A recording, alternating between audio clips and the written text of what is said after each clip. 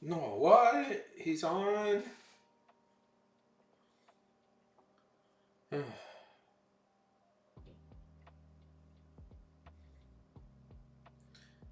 Hi, Fantasy. How's it going?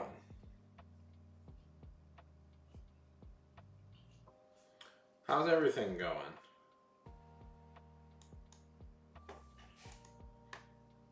Welcome, welcome, welcome, welcome to the stream.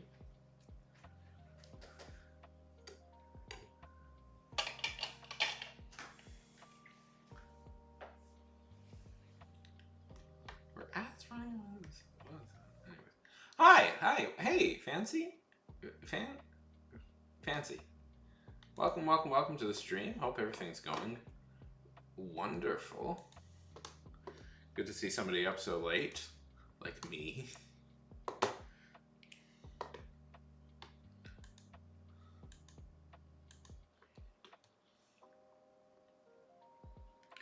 We lit as hell, yeah, buddy.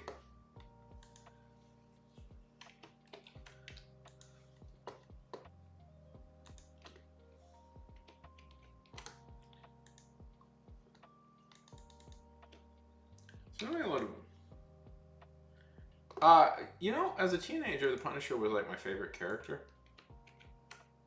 I read a lot of the Punisher when I was a teen. Probably not appropriate for me to read, but whenever I did.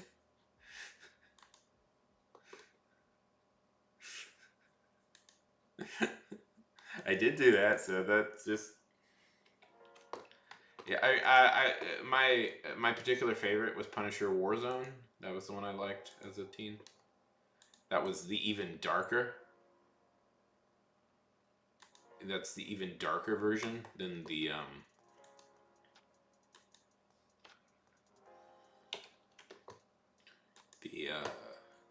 regular version. That was Garth Ennis, I believe. Sorry, I'm just doing some behind the scenes things.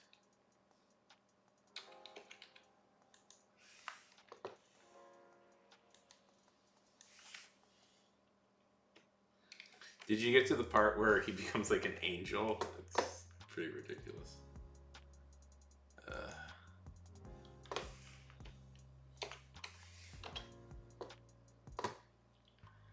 Yeah, getting into Marvel, fun time.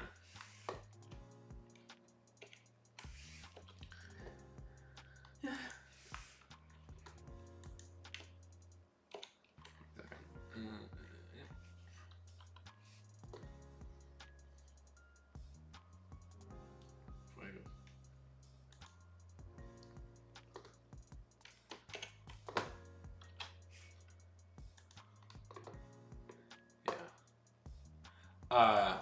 I'm trying to remember.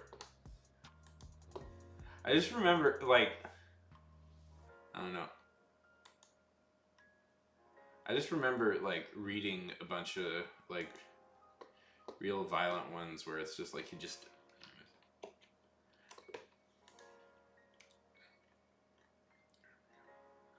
There we go. I'm fully posted in all the places that matter.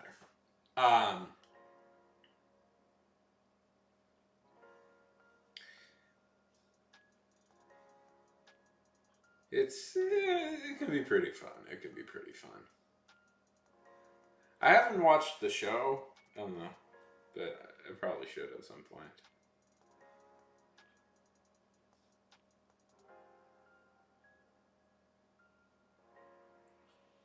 I haven't watched a lot of things. Yeah, I know. I just haven't got around to watching it. He's great, John. He's great. I've seen him in other things, and I really like him. And he's kind of like perfect casting for Frank. So.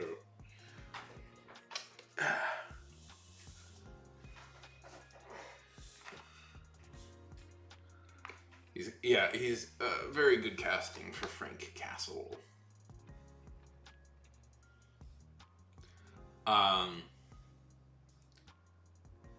Is the Punisher still the Galactic? Nevermore.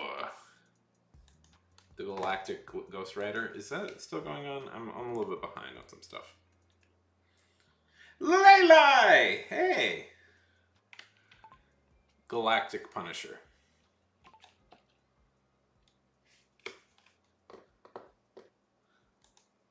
Is he still in space? Yeah, I think he is still in space. Anyways. How goes it? Nevermore, how goes it? Oh, yeah? Oh. Ooh. I'm sorry to hear that. Layla, what's going on?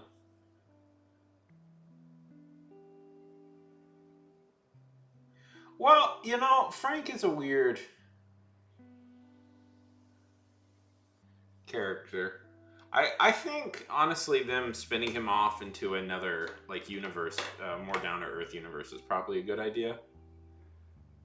Because it is a little weird having him like next to all the Marvel stuff. But then again, sometimes having the weird dark Marvel stuff, weird dark stuff next to the kind of weird Marvel stuff is kind of fun as well. I don't know. Oh my goodness. Well, I'm glad your brother's okay.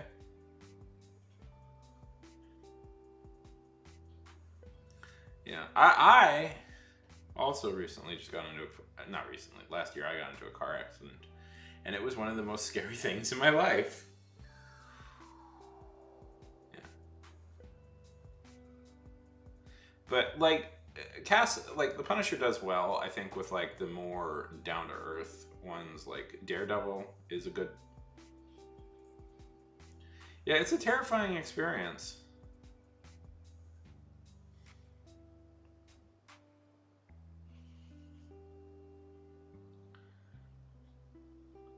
So, Ken, what inspired you to start getting into comics, which is good? Holy heck! No, no, no, no. Yeah, that I get. That does sound terrifying. I hope it sounds like he's going to be okay. But, jeez, that is rough.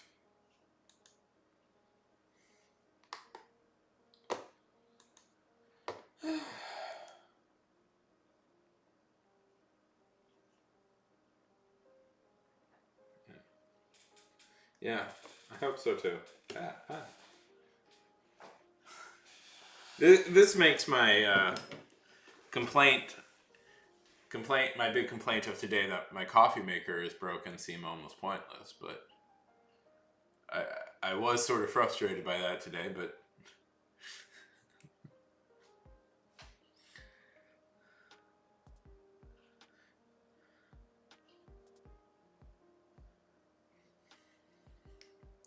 yeah, like I was so I was so mad about that today. Like, ugh, my coffee maker's broken. I think I have to get a new one. And it's like, oh no, my.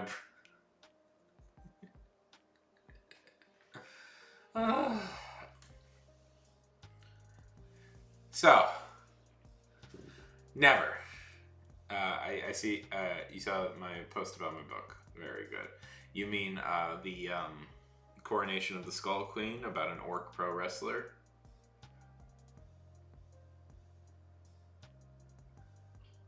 That book. That is probably what I'm going to be working on today. Yeah.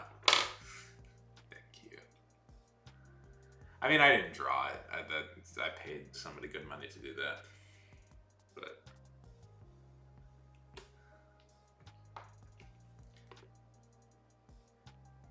I did. That was such a good movie. Yeah, I was trying to think. Yeah, I know I talked about one of his movies, but I was just trying to remember. Yeah, that was such a good movie. I didn't even know like the whole. Yeah, I didn't even know like the whole history of that movie. Like, cause I learned after I saw it. It's like a prequel to like Heroes of like Knights of the Condor, if I remember correctly. But it was just such a cool, weird. Yeah, yeah, it's such a cool movie. Condor Heroes, yes. Uh,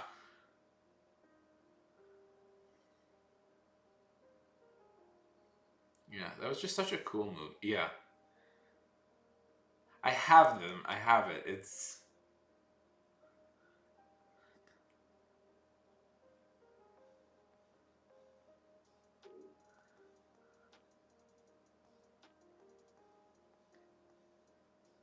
Yeah, I really like that movie. I like Wong Kar-wai.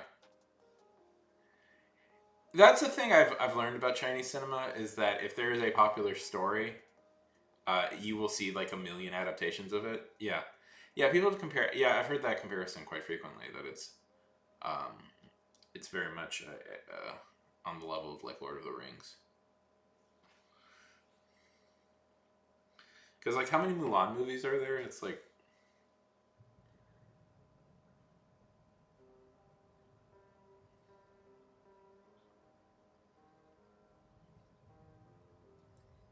yeah, yeah. No, I mean, I like Wong Kar Wai. What's the What's the big? I saw. Yeah, it feels like it. It feels like it took him years to edit that because it's so expansive and strange. Yeah, but that's. I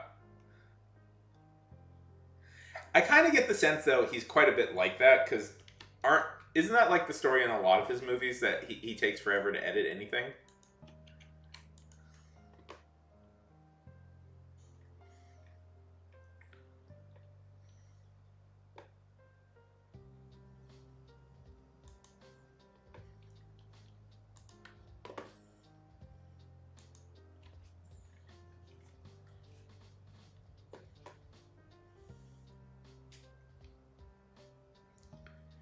I mean, it's good.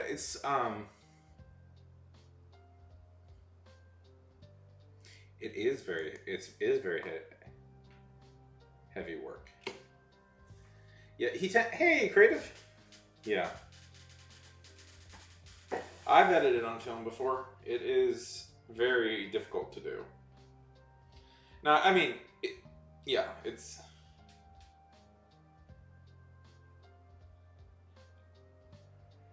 I need to see that. That's the one I haven't seen. And also, hey, JDC writes RPG. Yes, I need to see that. I've seen Express and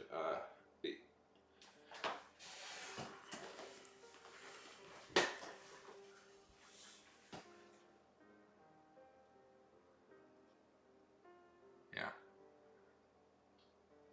I'm so happy.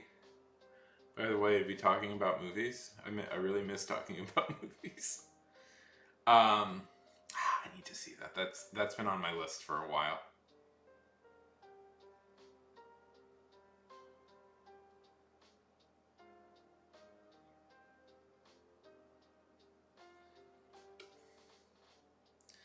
I know that's a reference to something that I have seen, but oh, Back to the Future.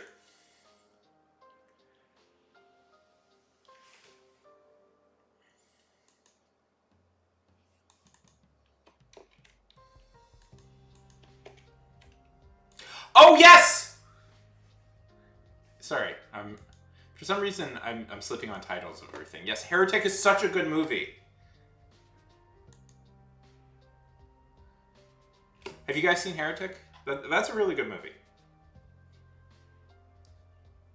Sorry, it took me a minute. I was just like, I've seen that movie. Yes, that was that's a really solid movie. Uh, I really liked Chungking Express.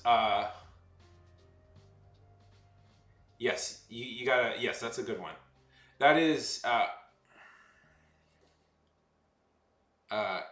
Hugh Grant is he's so good in that movie. I'm actually like disappointed that they didn't try and go for an Oscar nomination for him for that movie. Like, because I think like they could have easily that could have been a movie very easily to get him one because he plays such a convincing villain in that. It's really quite good. I don't think I've ever like seen a yeah. In the Mood for Love is the one I haven't seen. I feel bad that I haven't seen that. That's I, you know, I've never. You've inspired me. I'm gonna watch it tomorrow. I'm gonna watch it. It's been in my queue for a while. Um.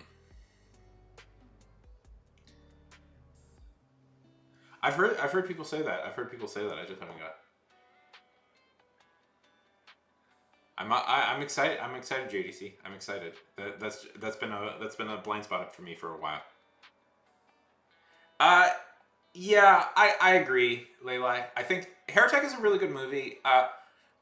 I'll throw this out there. I think the first half is a lot stronger than the second half. Is my opinion. I think when it turns into full-on horror movie, it actually gets a little weaker. But at the start, at the first half, when it's kind of a philosophical debate between the three of them, I think is the strongest part of the movie.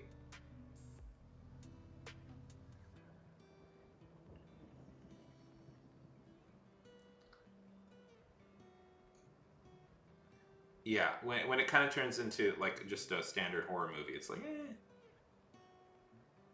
it's not a bad horror movie. It's not bad second half, but it could do better. It's I think the first I think it's some sometimes yeah. What? No, you've never seen one of those? Yeah. Have you seen Heretic, JDC? Also, welcome to the stream. Uh, have you seen? Yeah, yeah. That's often a problem.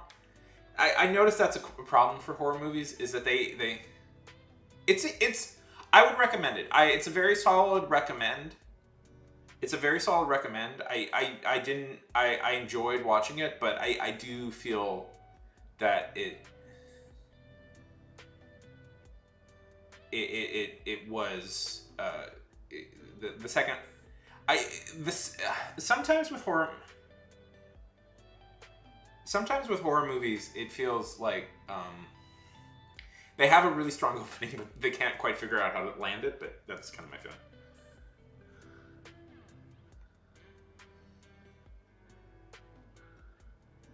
Yeah, it's the first time I've ever seen like a Mormon horror movie.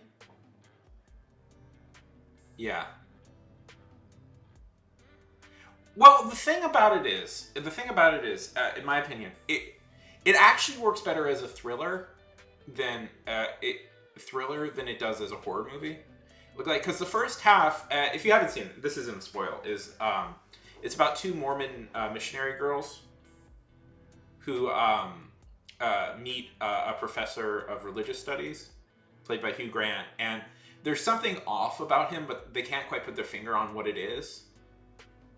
And initially, he seems very open to the possibility of Mormonism, but you can tell there's something going on, and he's more of there's something kind of behind the eyes, and it gets more and more intense what his actual kind of like thoughts on religion are.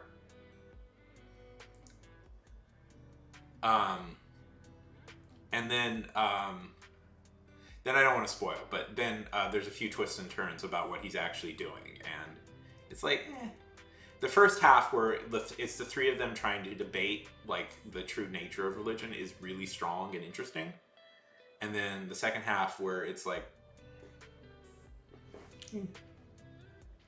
it's fine. It's fine. The second half is fine.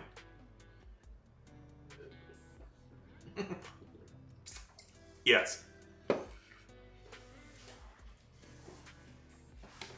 Yeah, yeah, it's really scary. The scariest thing of all. I didn't get bored. I didn't get bored, but I feel uh I just don't I don't JDC, how do you feel? I don't want to spoil. I don't want to spoil it for you if you're intending on watching it.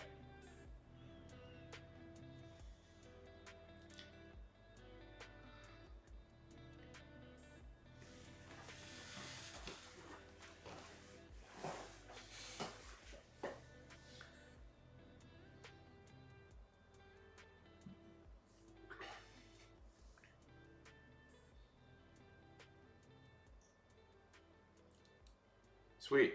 Okay, go. A24 produces good horror movies.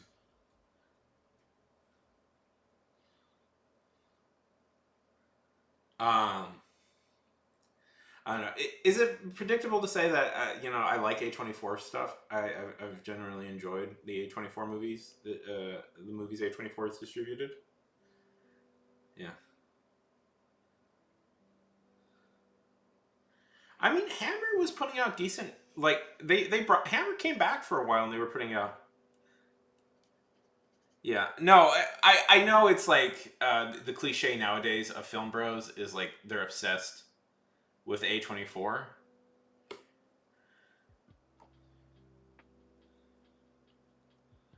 Yeah,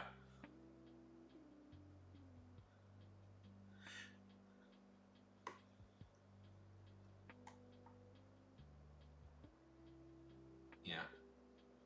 I liked Get Out. I thought that was good. Yeah.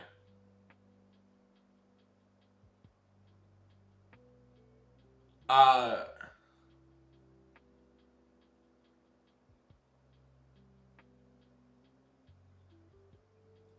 I mean, she does. Sorry, it's been a minute and a half since I've seen them. So, um, seen this movie. I remember she does kind of undercut his things at times, and the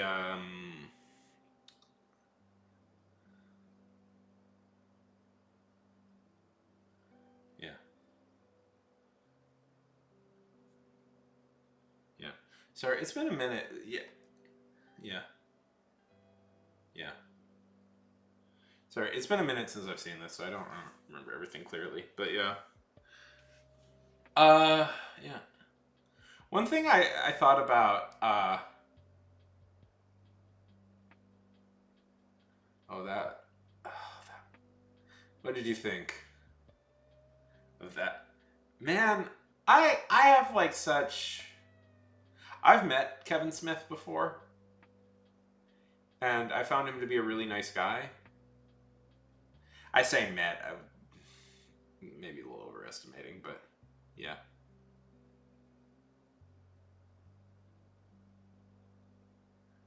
But I've seen Kevin Smith live, and I found him to be a really nice guy. So I've always and I liked Clerks, and I've always had affection for him as a dude. But oh my god, Kevin, he I just don't get. I don't know. His later films are I'm sorry, Kevin. I'm sorry. I want to like it. I want to like them, Kevin. But I'm sorry. I kind of think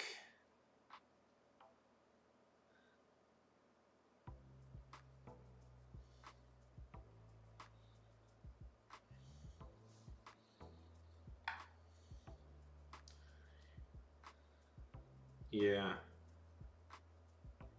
Famously he dropped out of film school after a month, I think, of him being in film school. And you know, Paul Thomas Anderson, who is a much better director, um, in my opinion, also didn't go to also dropped out after about a month of film school. So you don't necessarily have to go to film school to be great, but um,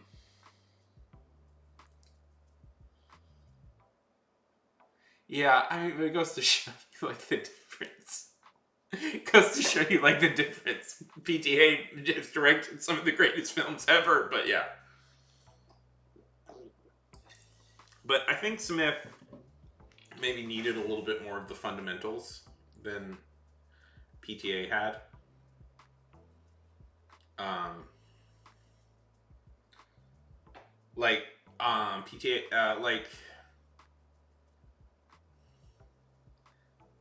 yeah. Oh yeah, they are. They're. I mean, Kevin Smith's a better writer. Not no. PTA is a very good writer, but Kevin Smith is more of a writer who also directs than he is a director who can write. If that makes sense. And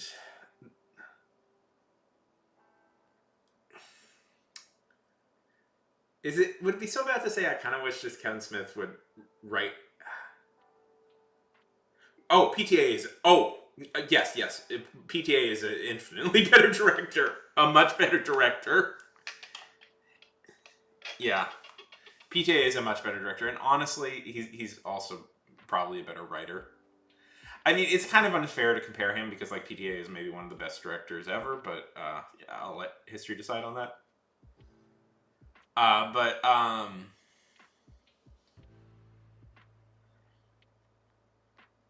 What am I saying? But yeah, I don't know. Kevin, he's a good writer. I think.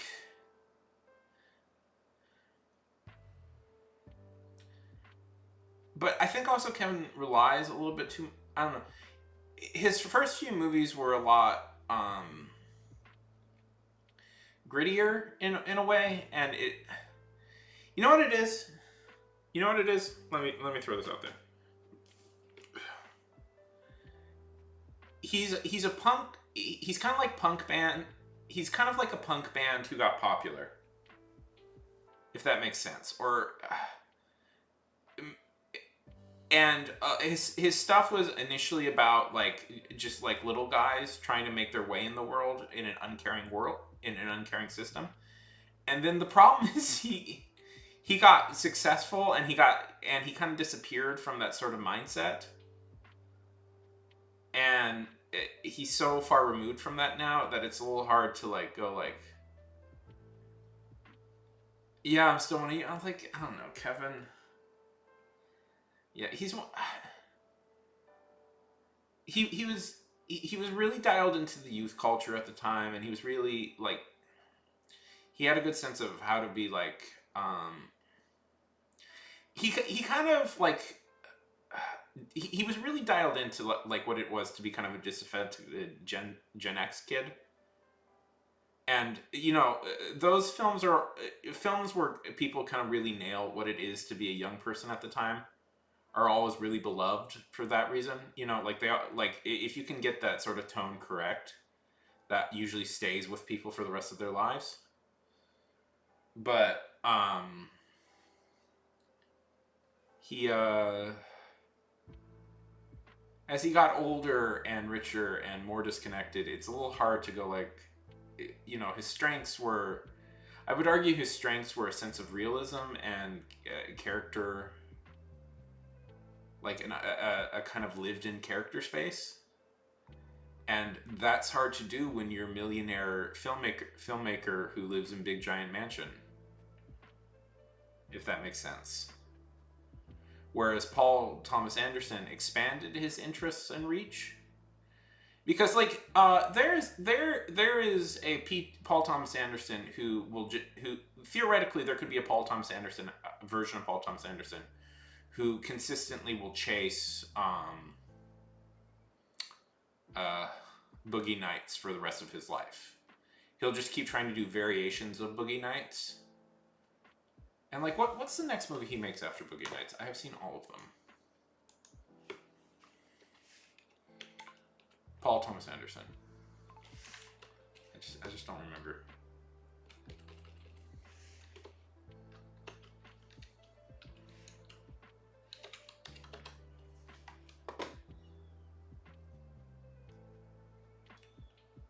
Ooh.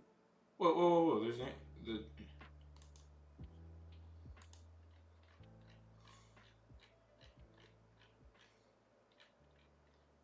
Let's see. Yeah. Yeah, he makes Magnolia next. Oh yeah, that's a great movie.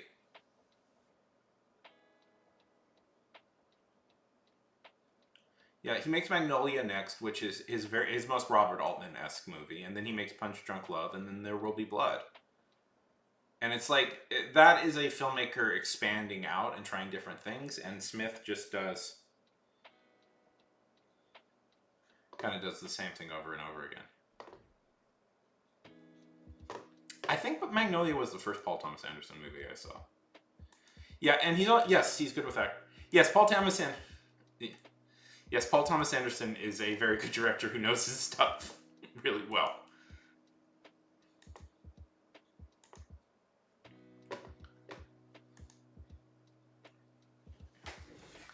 Um, yeah, and he'll bring out like some of the best performances in an actor's career. But he also is just good at picking actors. I think, like the fact that he latched on to like Philip Seymour Hoffman and like PTA was like no. This guy's gonna be this guy is gonna be one of the great actors in history. Like, and he was so aggressively right about that decision is I think a really good sign. Yeah, or the fact that he could like Adam Sandler. He saw Adam Sandler like he's like, no, I think Adam Sandler could give a good performance in the right movie, and it turns out, yeah, he was right. That Punch Drunk Love is yeah. Well, Sandler when see the thing with Sandler is he's made two movies that I absolutely love, and so I can never totally discredit him. One of them is Punch Drunk Love. The other is Uncut Gems. And it's like when Sandler is given a good role, it really comes across. But yeah, I just love that scene with Sandler and Hoffman where he's doing. Let's see if I can find that because that's such a good scene.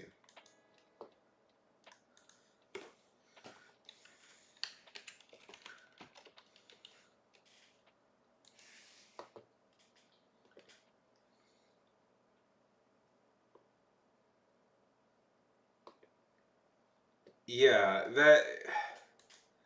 that's the problem. Let's see.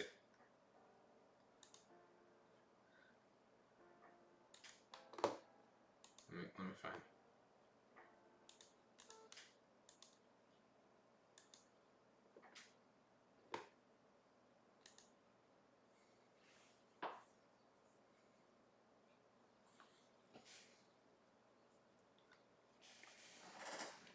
There it is.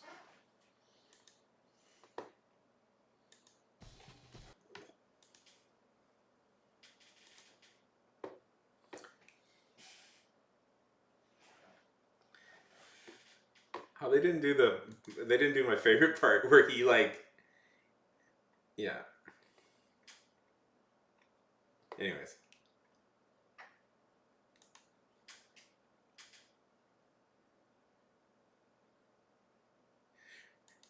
It's the power of a good director, Leilai. It's the power of a good director.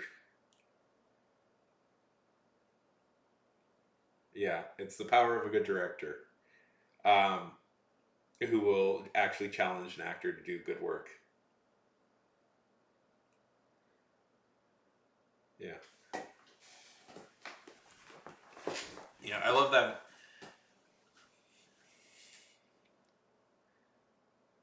Yeah. It's why having a good director. Right? Yeah, it's good. It's good. Yeah. It's really good. I love I love PTA Paul Thomas Anderson or PTA. Yeah. Well, as people have argued, in many ways, it's actually a bit harder to do perform in comedies than it is in dramas. But yeah, you need a director who can push them to that position. It's why I don't. Um, yeah, it's why I'm not like a total fan of like new film thought, where it's like the director isn't as important as like I don't know, man. Having good director is very vital to all of this stuff. It's sometimes hard to articulate what the director is exactly doing, as a job, but essentially they're managing the film and they're the like final word on everything, you know? And sometimes when you have like yeah. And like you can always tell the difference between like a great director. Like an example I always use is have you ever seen the movie Gods of Egypt? Uh, uh, it was Jamie Lancaster. Yeah, yeah. Have you ever seen the movie Gods of Egypt? Okay, yeah, that was a huge. That sucked, and it was a disaster. But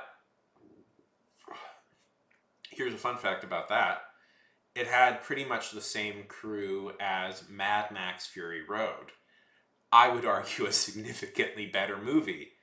So I don't know, man. What was the difference between the two? Maybe a better director was at the helm. Maybe George R. R. Martin is just simply a better director than uh, who is it? He's made one. You know that dude has the guy who did Gods of Egypt has made one good movie, and he's kind of lived off that for years. Or two. I'll give him two because he made The Crow, and then he made Dark City, and then he made no good movies after that. And Dark City is one of those movies like.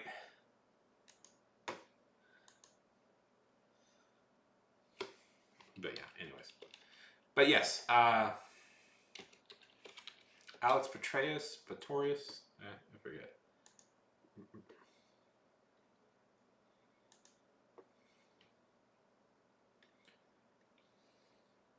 Yeah, yeah. He made The Crow and Dark City, and then no other good movies. Yeah,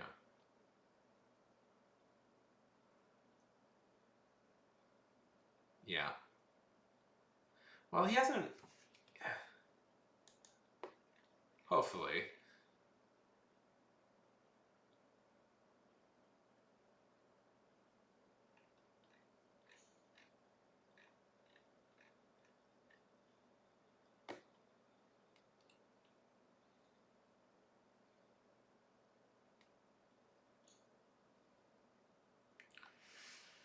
Well, I used to post about movies I thought were good in the Discord, but nobody cared about them, so I stopped doing that.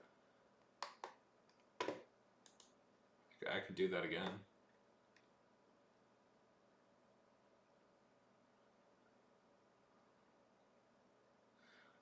Oh man, he's doing. Oh, he's doing RUR next. Well, we'll see. Um, I'm just looking at his Wikipedia. Uh, Rossum's Universal Robots. If you're curious, RUR is kind of a big deal because that's where we get the word robots from.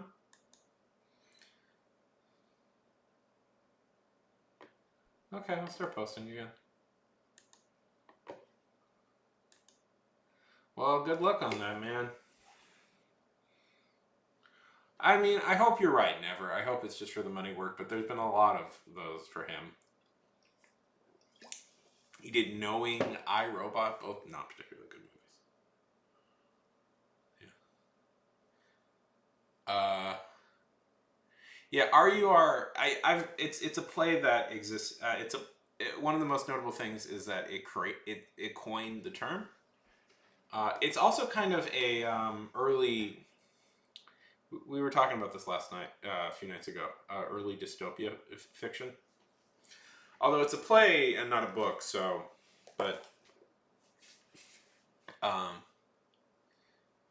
yeah, that happens to a lot of directors. By the way, as they get older, is that I feel it's very rare that a director maintains their vitalness as they get older, if that makes sense. It can be hard. It can be hard for a director. Yeah, it can be very hard for a director. Like usually they become, especially if you're a successful director. I always think the thing with being a successful director is you may get kind of disconnected from the stuff that made you good. Um, vis-a-vis Kevin Smith. I think is sort of disconnected now from the stuff that made him interesting. Yeah, yeah. Marvel directors bum me out because I don't know. I've talked about this before. My frustration with the fact that Disney and Marvel, which I guess is I have to concede is part of Disney now, ugh, have a tendency to scoop up really strong, good indie directors and have them produce like their most mediocre work. I'm like, I don't. It bums me out. It bums me out because it's like right now, what the fuck? Like how Barry Jenkins directed a Mufasa Lion King prequel. Yeah,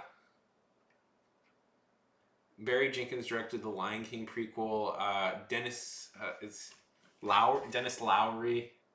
Yeah, I know it's for money, but it's frustrating that we have good directors who are really.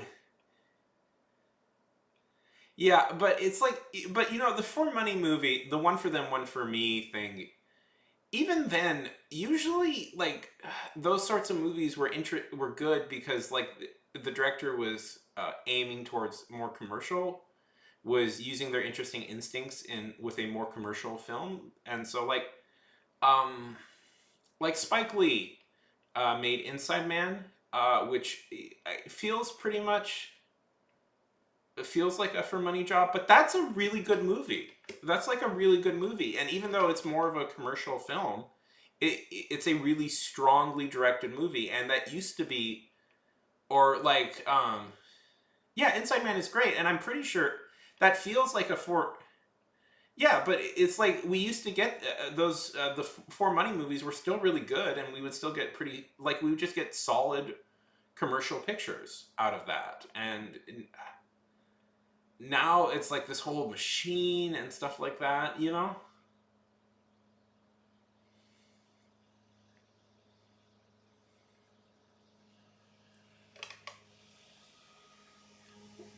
It's the middle of the night. What's that car doing out there?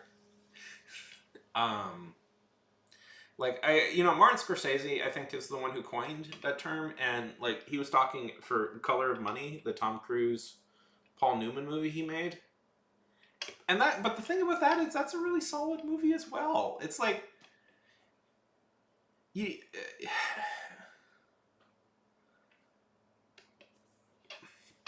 It it it didn't used to be embarrassing, I guess is what I mean.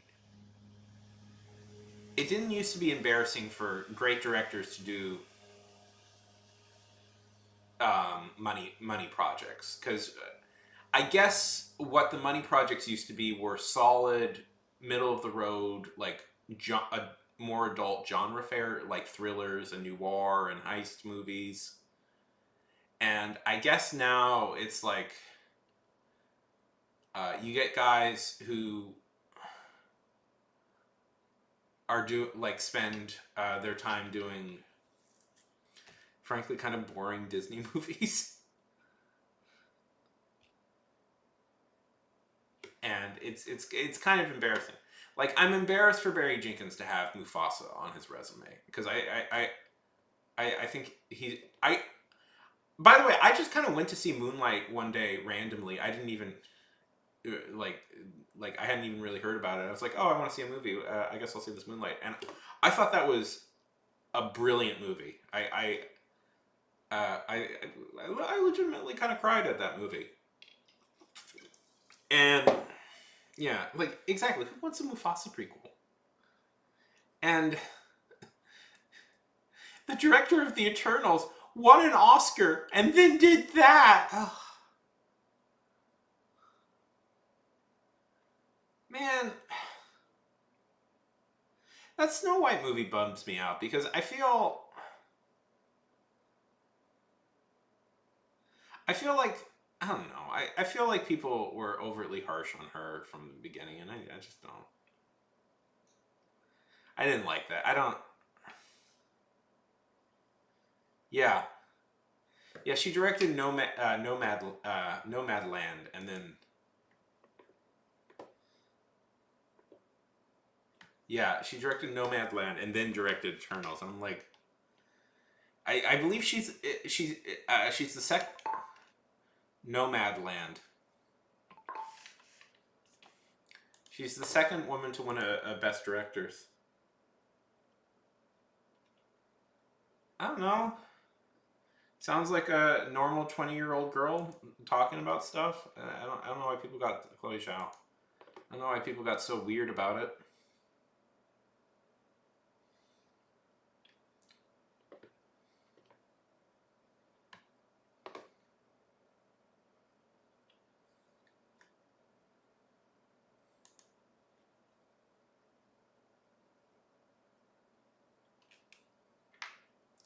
I mean, yeah, but everybody has their opinions. Listen, would it be nice if... Yeah. Yeah, I don't...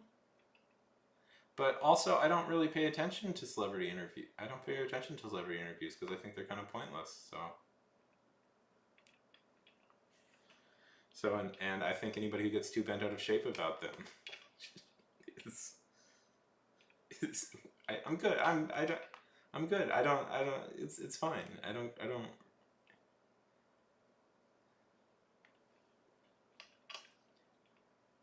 Never. Are you saying you're surprised that millionaire? Are you surprised that movie star actresses, maybe actors and actresses, are maybe a little bit disconnected from reality? Is that what you're saying? Listen, I mean, guys, I really need you to understand this. I really need you to understand this on a fundamental level. Actors are kind of stupid. I just really need you to fundamentally understand this. Almost all of them are kind of dumb, and we need to understand that. They're very good. They're good at what they do. They're good at their job, but you have to understand that they know how to act. They know drama. They know film. But I need you to understand. Yes, but I need you to understand it. So when they say something kind of stupid, understand they're all kind of stupid.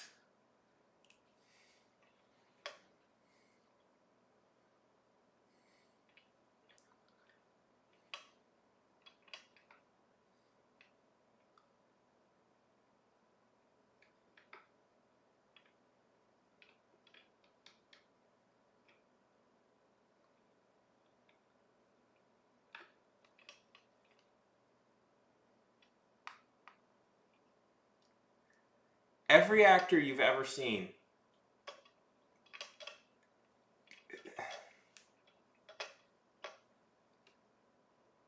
like their whole job is kind of blanking their personality out to play different people. So like I have very good friends who are actors. They they sure know a lot about acting and all that stuff, but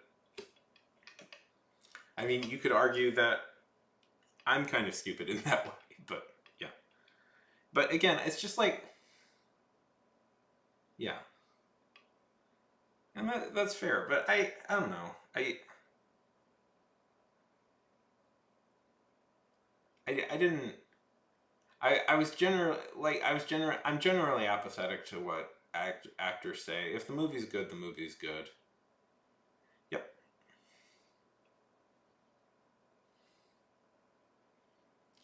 Uh, I think the fact that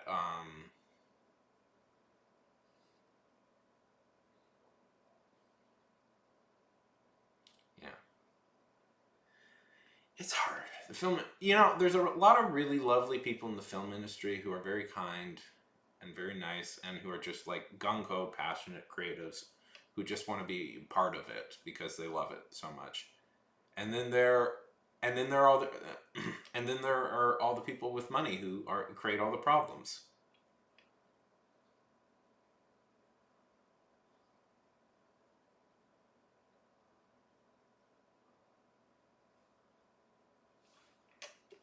I usually find, I don't know. What I usually find is the problem people, I don't know.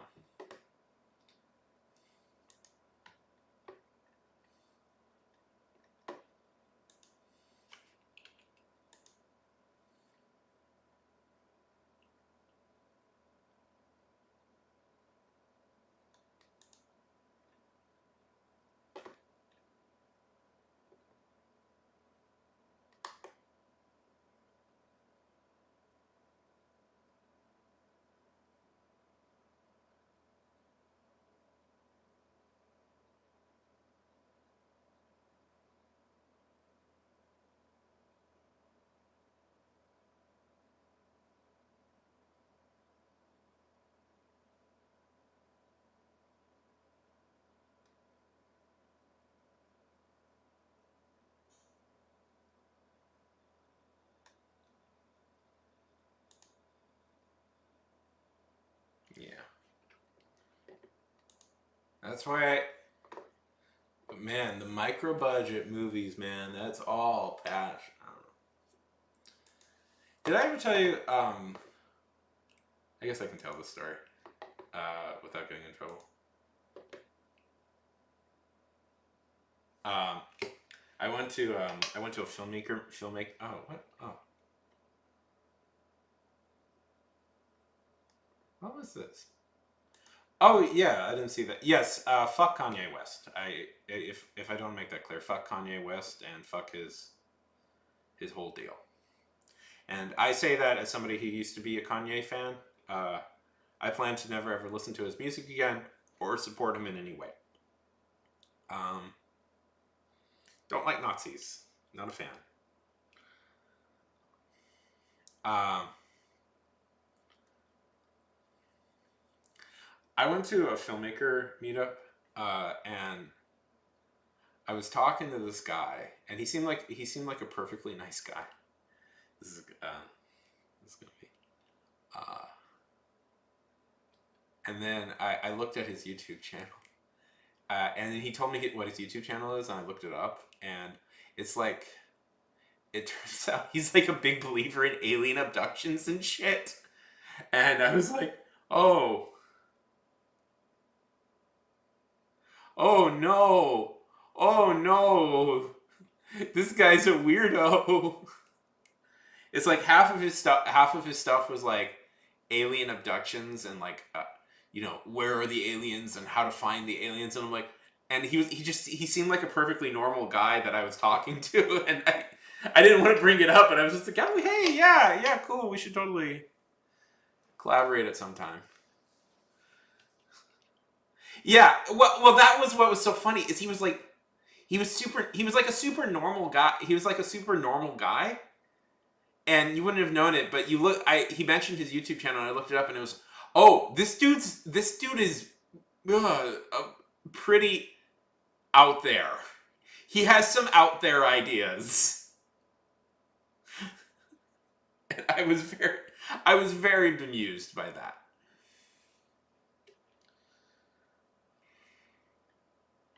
Yeah, he had other ideas too, but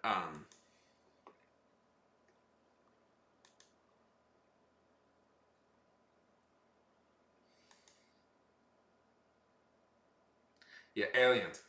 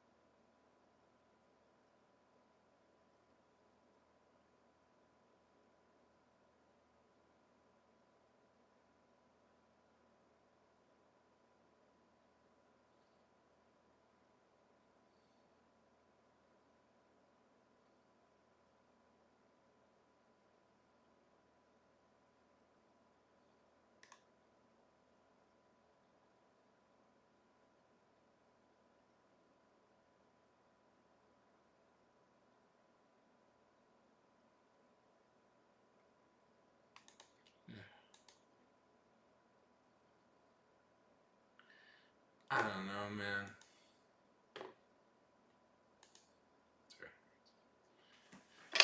I don't know, man.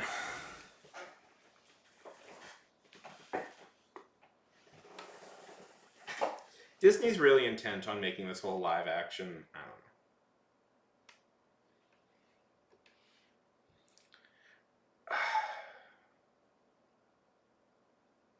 Can we all agree Gal Gadot is a bad actress? Or is that a thing we can say? I don't know. I'd be good. Dude, do you know how much I would fucking love a Timon and Pumbaa movie? Like, I loved Timon. Like, I don't know if I've talked about this, but when I was a kid, my favorite movie was The Lion King, and we watched it every. I watched it pretty much every day for like 2 years straight. But like, I want like the original voices. I don't. I don't want. I don't. I want. I want the original guys back. I don't want Seth Rogen and Billy Eichner. Like you can do the creepy CGI thing, whatever, but I want the original guys back.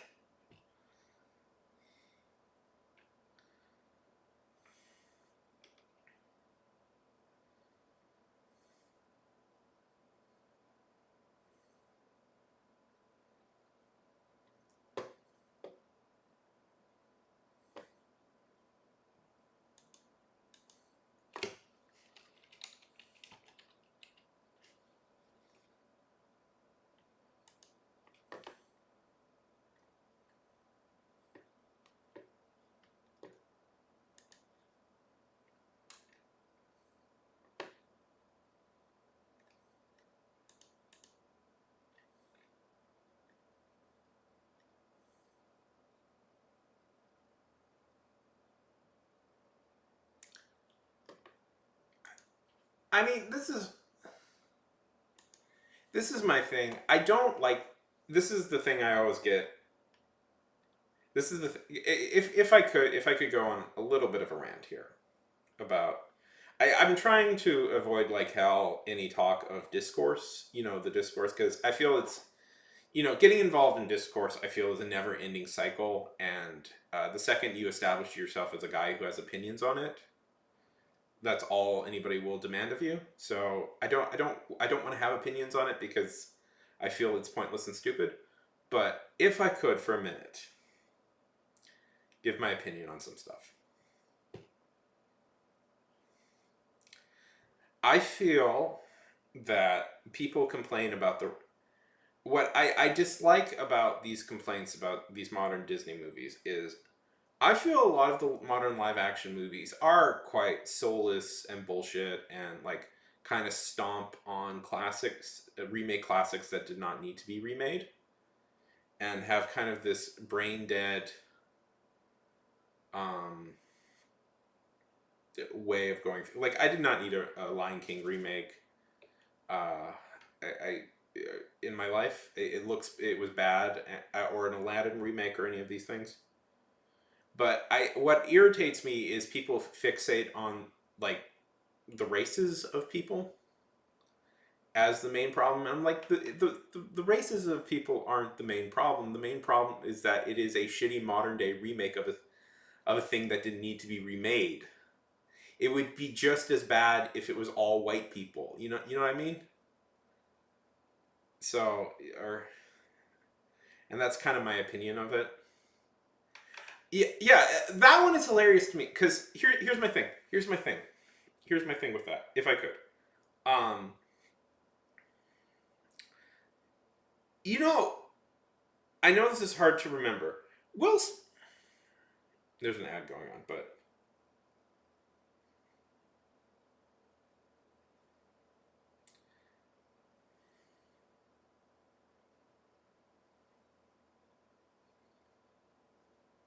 I'm just gonna wait till the ad for the ad to pass by. Um,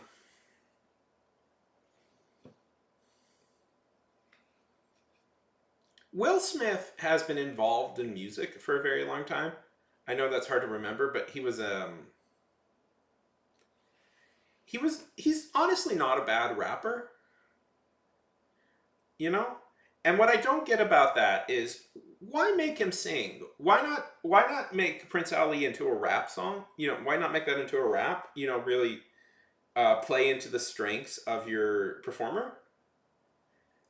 You know, I'm sure people would crow. Oh, they changed it. No, no, but he can't sing never, but he can rap. So you have to mold the film to the strengths of your performers. You can't just make them do something they can't do. I'm aware of that. I'm aware of that. That's why they shouldn't have done it in the first place. But listen, listen. It would have. It should have. They should have made it a rap instead of a song. They should have just let him rap.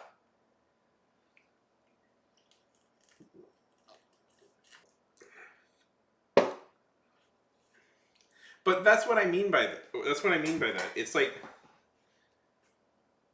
there's no, there's ways to make. There would have been ways to make that movie better, but it would have made the original. It would have been bad in comparison to the original, and it's like, why do it? That's my thing. Just why do this? I mean, no, I'm not silly. I know exactly why they do this because of money, but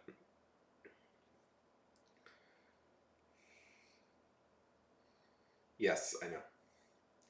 Oh, have I ever watched The Simpsons? Never. Have I ever watched it? Come on. You look at me and you don't think this guy has not rewatched every episode like 30 times? Come on. You mean in the episode Homer the Krusty?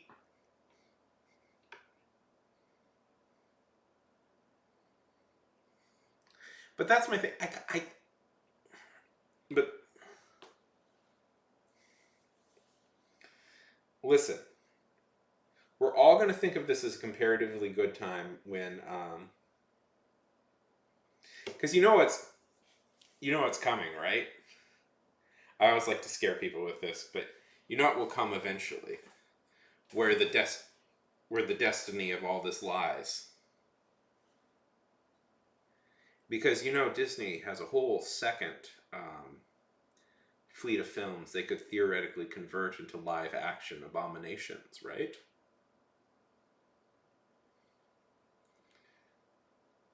Can you feel it on the back of your neck? The coming darkness. What other movies they may turn into live action abominations? Say it with me, everybody. Live action Pixar. Da da da da. You know that will happen. Oh, they say they won't do it. You know they will.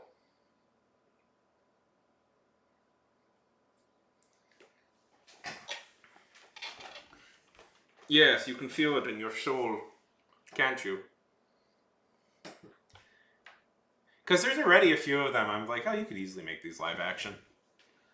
Uh, Incredibles, you could easily adapt that into a live action franchise. Up, that would be pretty easy. Pretty much any ones that star humans wouldn't be that hard to make into it. Could easily be. Brave.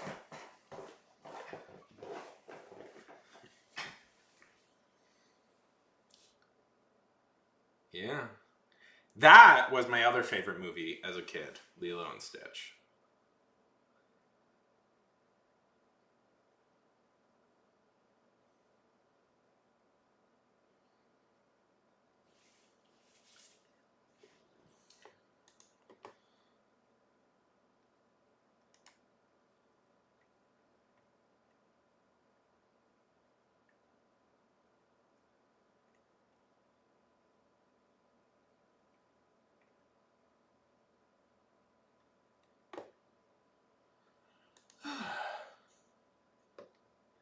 Yeah, you should be. You're an adult.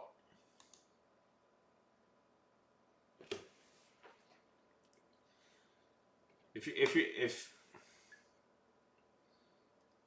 oh, did I just let an opinion slip? Yeah. If your favorite movies are, I don't know. Yeah, but you're an adult without kids. Yeah, you should be. It's fine. It's fine to move on from Disney.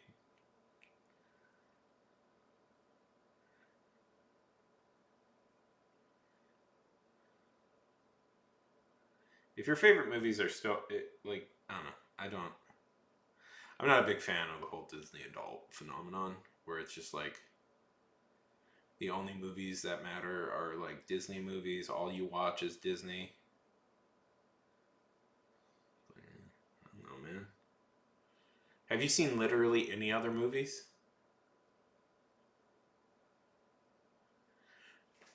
No, no, never. You have to understand though that this us like whining, us online dudes complaining about live action remakes. We are in a very small minority, and most of America really thinks this is actually a cool idea because grown-ups don't watch animation, and now they get to experience their favorite movies again. You have to understand that in fact, these are fairly neat. They're not brainwashed. They just don't care.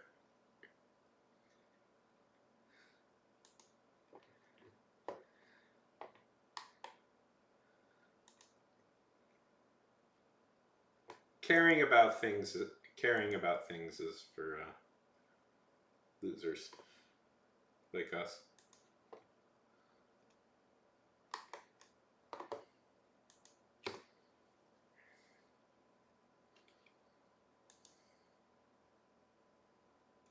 Yeah. Well,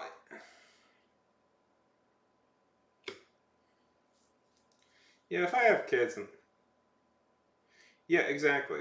But oh no, but my kids will love The Departed. They're going to be really into that movie.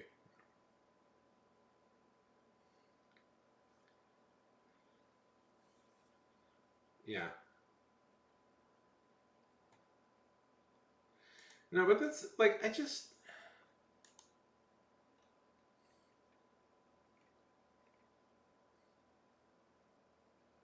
yeah. But it's also like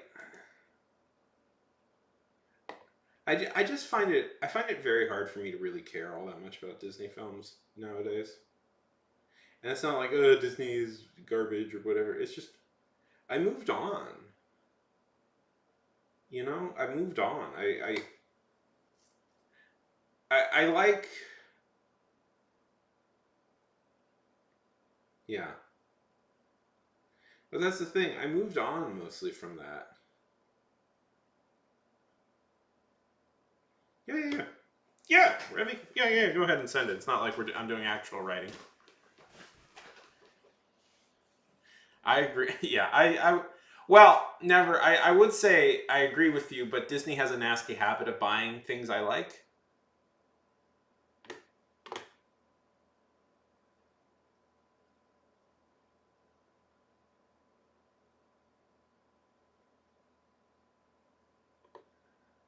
So I'm always, it's always, so there,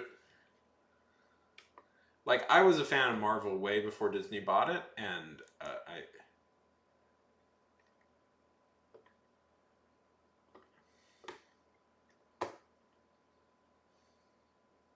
yeah, like they bought The Simpsons, and I'm very frustrated that they did.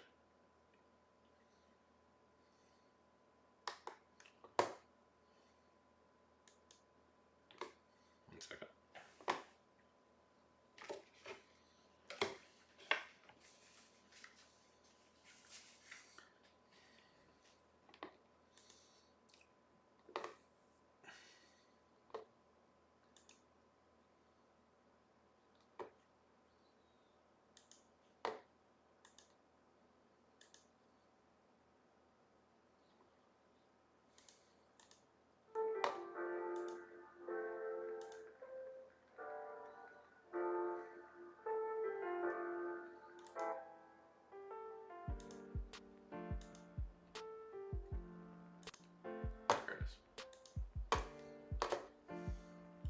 I've been called in to do some collaboration.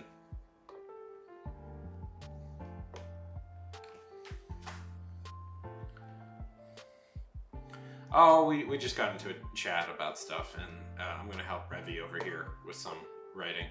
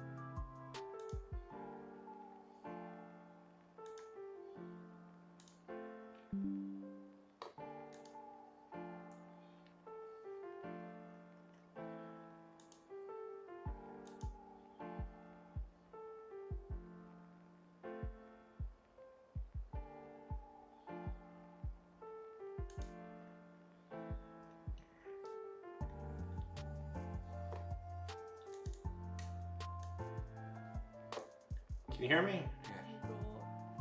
This never works.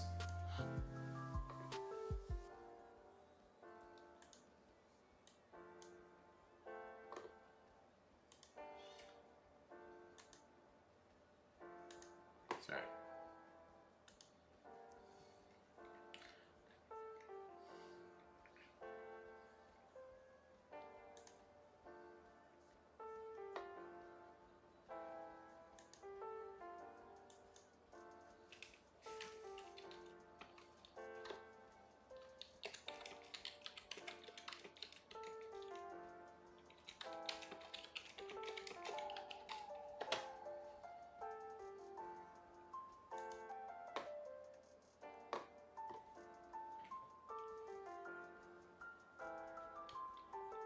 Yeah, right? Like, that's the thing. They keep buying shit, and it's like, ugh.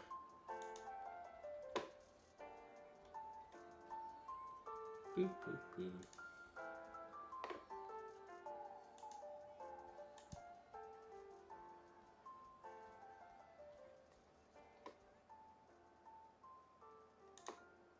Testing. Okay.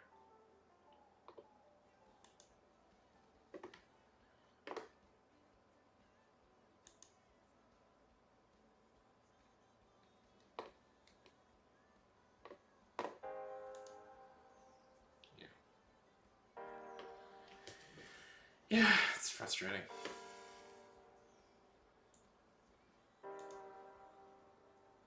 Well, let's get some writing done, and then we're gonna probably help Revy with their stuff a little bit. aka Pro.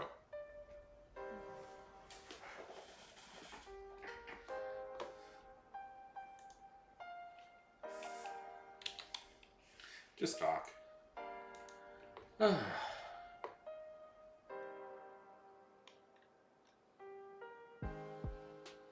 Hey Ash, good seeing you.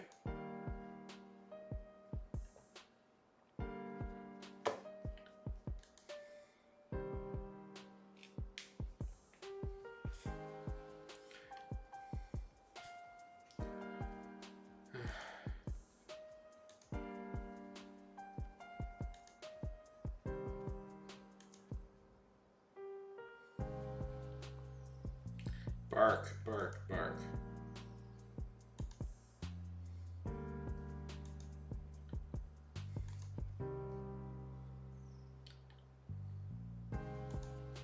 TurboTax Free Edition, 37% of filers qualify.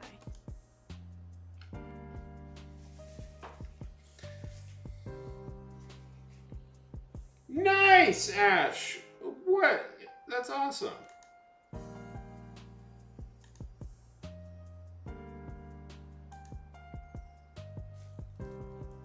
Bow wow indeed. Bow wow wow.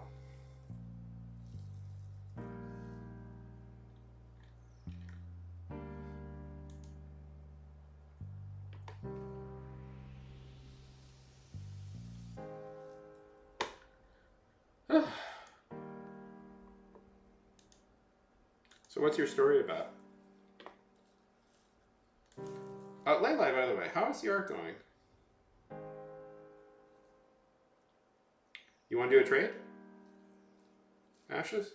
You want to do a trade?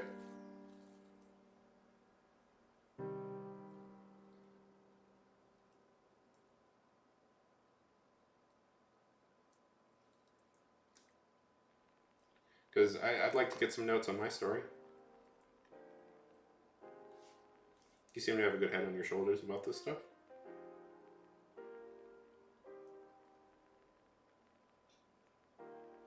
Sure. Yeah, let's do it.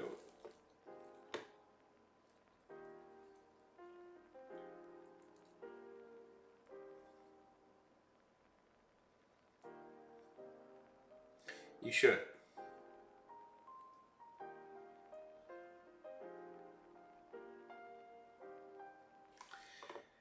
It might work. I'm having such trouble with this feature, Rev. I really am. Let's see.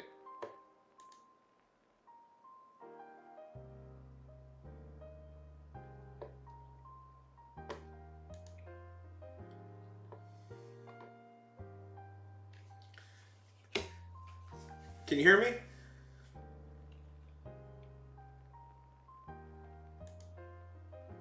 Let's see.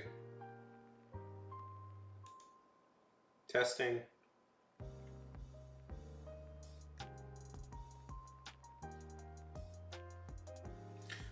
Yes.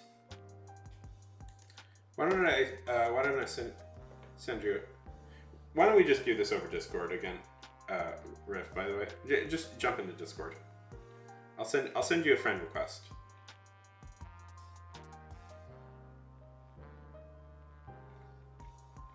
Or you send me a friend request. Okay.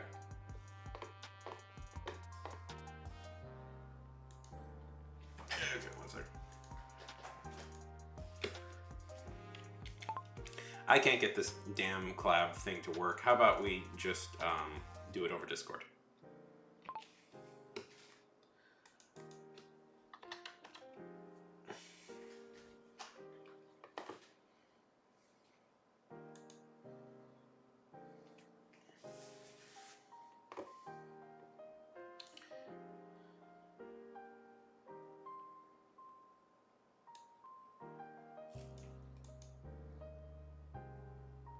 Tell me about your story.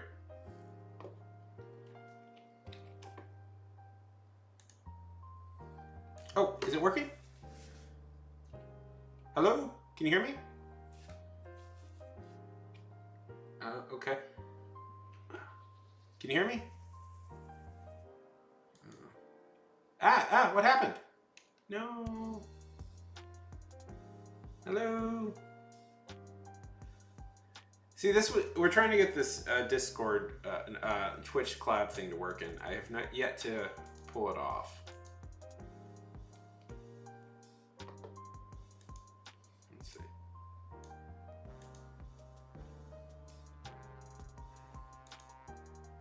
Hello.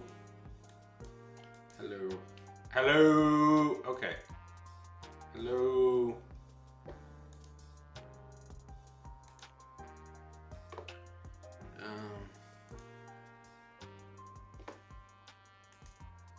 This is okay. One sec. I mean, I could. One second. Let me just send you a friend.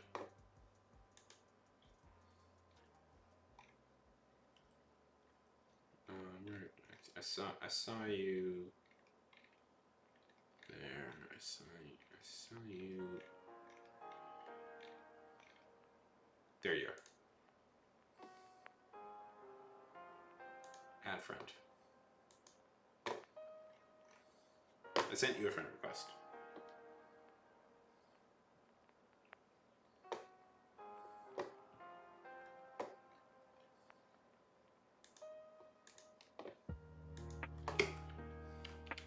Let's just do it over Discord. I'm in your voice chat.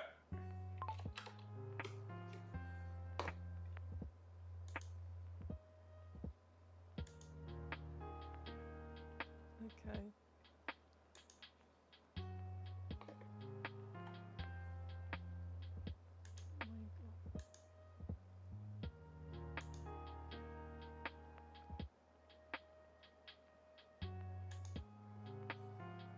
Hello?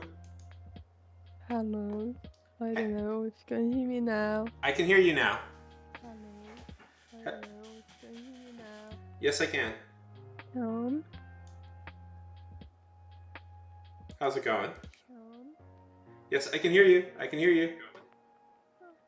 Yes, I can hear you. I can hear you. Okay, wait, let me open your stream Yeah. again. Okay, wait, let me open your stream again. Am I echoing? Oh, yes, I am. Because I'm doing the stupid radio thing of like, anyways.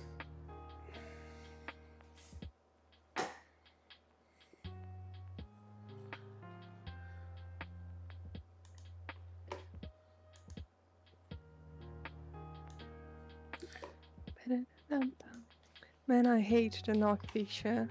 Never I works do. for me. Me neither. I've been trying it for a bit, and it's like me and another group of people want to use it to do a collab stream at some point. Day. And I just haven't been able to get it working. It's very frustrating. I looked at. Apparently, it might work better on Google Chrome, Yeah. Google, but I use Firefox, so I'm gonna try that at some point. But do you have me on? You know, you should probably mute Yeah, me. I like.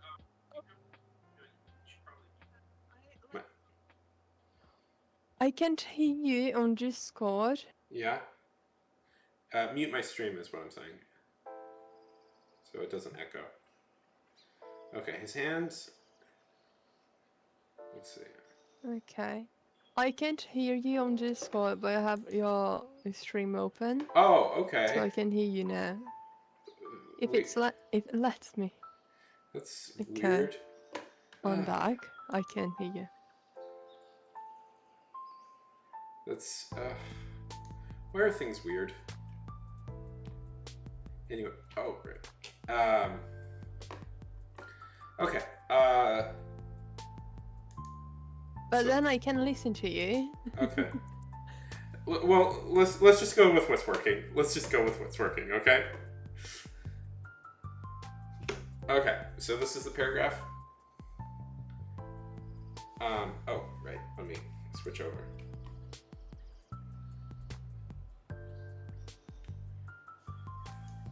I'll look at yours, Ash. I'll look at yours after we look at this. Okay. His hands. Oh, yeah, we're collaborating here, Leilai. We're collaborating. This is Evie. You met them yesterday. Yes.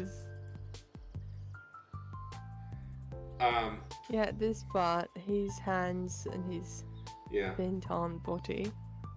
I asked for Ash's help too, and he's in your comments, so. Yeah, I can see Ash. Okay. His hands and his fin-turned feet. Okay. His hands and his fin-turned feet trying to break the surface of the frigid water, feeling a burning sensation on his delicate skin. The icy embrace pierces him, making it difficult to move. His muscles locked in place by the cold. All he can feel is the shivering of his own body. The water, once a warm welcome, had turned into a frigid and uninviting place. Okay. So this first little part up here is a little bit, we need to work on that a tiny bit. His hands and his fin-turned feet. That doesn't sound exactly right to me.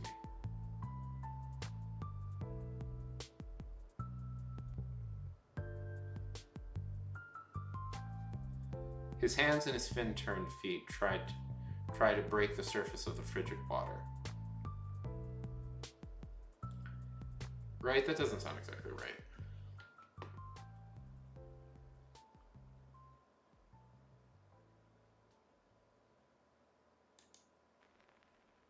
His hands and his fin-turned feet.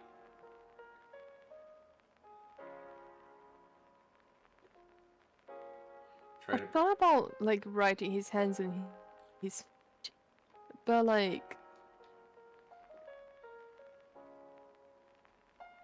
It's not awkward because like he just received feed.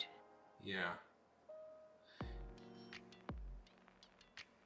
And I wanted to change the break the surface of the frigid water Yeah. because it seems to me that he's in the surface and he isn't.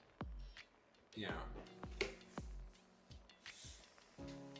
Okay, his hands and his fin turned. Yeah, his hand. Yeah. Great.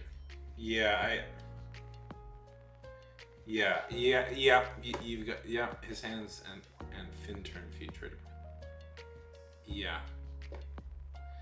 This kind of feels like it should.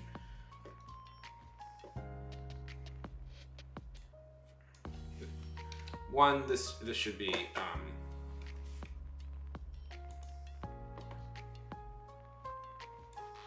the icy embrace pierced. Okay. His hands and his fin turned feet. That feels so awkward to me. I want to change that to something a little bit cleaner. His hands and his fin turned feet. Like his.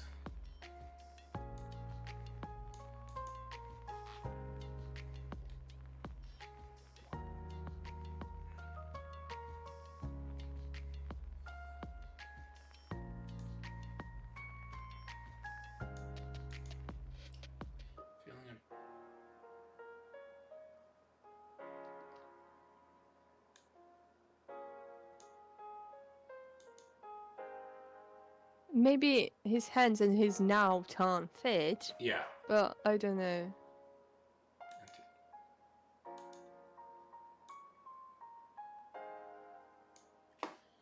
Is this the first time we learned? And on the spot seems awkward to me. Yeah. Okay. And his. Because I feel like fins should be fins. Yeah. His hands. But like he had one tail. Yeah. Maybe his hands and his tail can't fit. Yeah.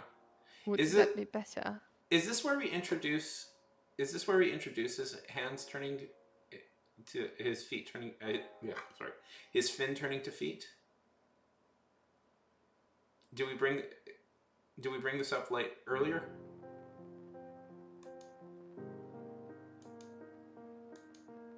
Like, do we describe this process happening earlier, or is this the exact moment where it happens?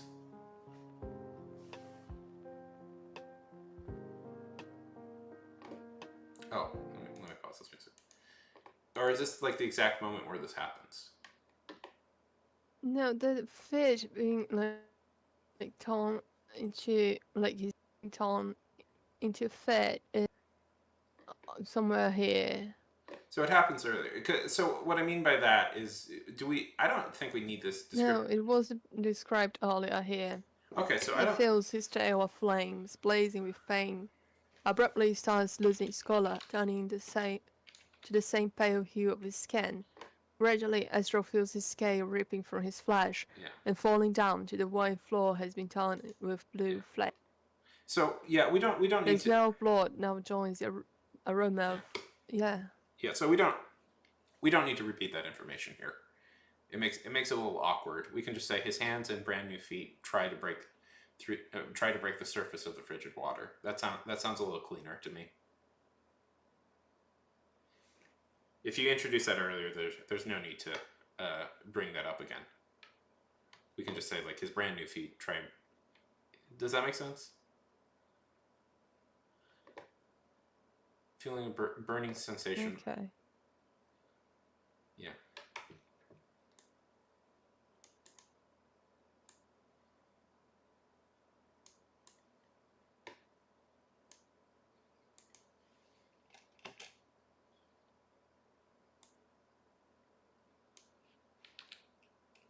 Yes. But I want to change this, break the surface of the frigid water. Because, like I said, it seems to me he's at the surface, and he isn't. He's supposed to be, like, at the depths. Okay. Okay. I changed the sentence up a little bit. His delicate skin burns as the icy embrace pierces him, making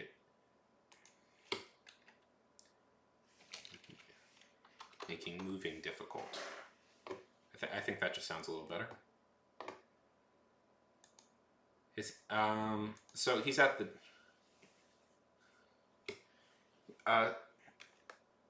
so he's not at the surface. He has to like fight through the depths, right?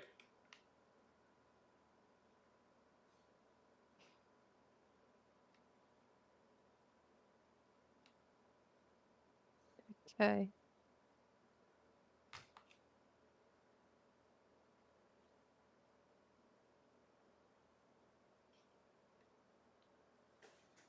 Cold. Yeah, he's like literally at depths of the ocean, Okay. and he needs to like swim into the surface. So how would you describe that?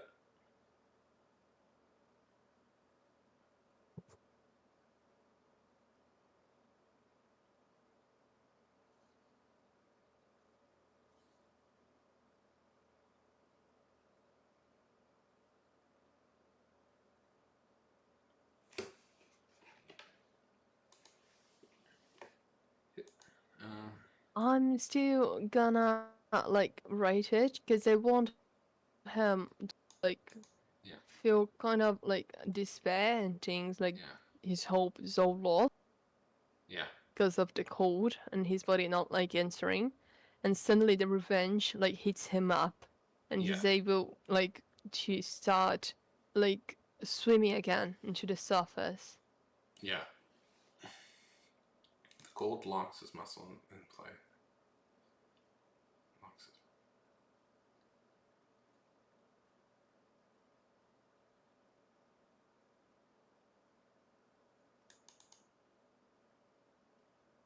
The shivering.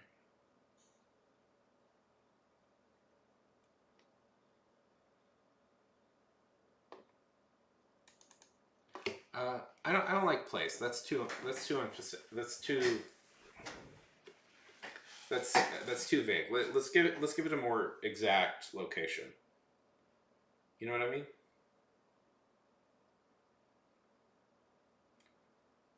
Like a tomb, a jail, something that has a little bit more feeling.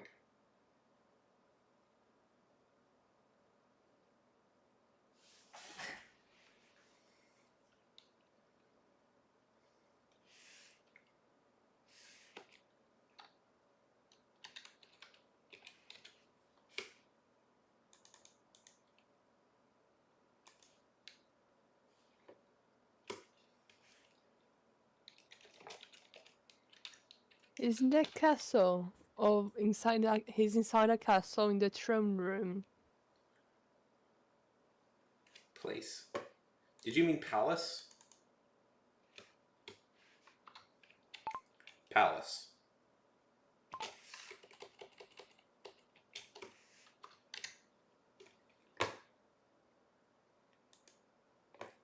Had turned into a frigid, uninviting palace. That's better.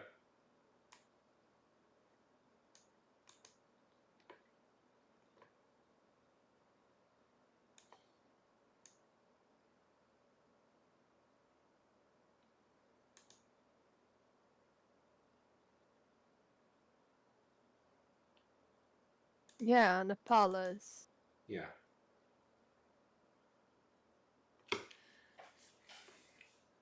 Making moving difficult. We could be a little bit more descriptive here, I think. Making movie. But I don't know about the frigid, uninviting palace because I wanted the whole ocean to feel uninviting, like it Yeah. was like an enemy he had to fight through. That's really Does that good. make any sense? No. That's really good. That's really good. You're personifying it. Follow that idea.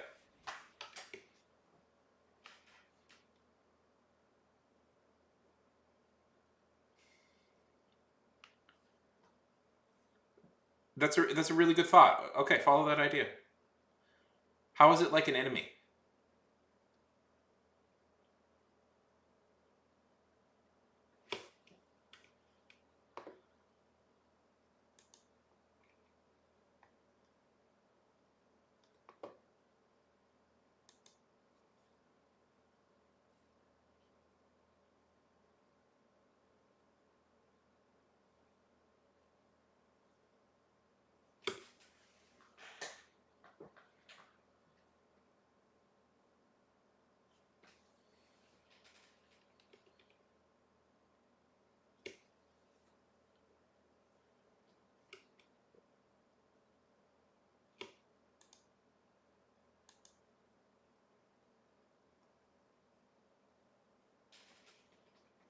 The ocean was like an enemy.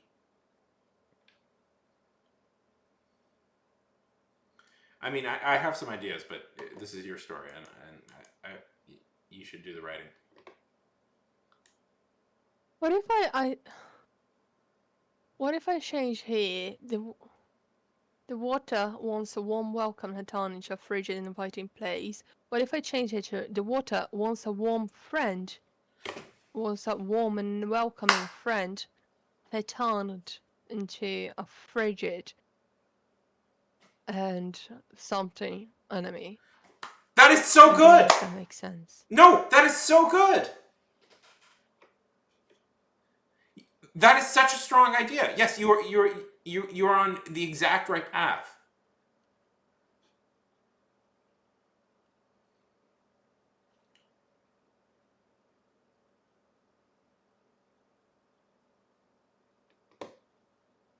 What if I changed here his hands and his brand new fit fight against the currents of the frigid water? Okay. Very good.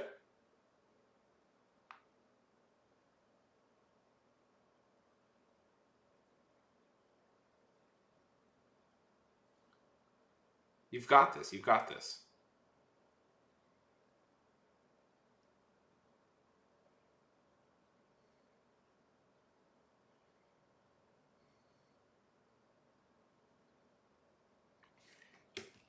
Hey, I'll be back in just a sec. I'm just going to go grab a water, okay?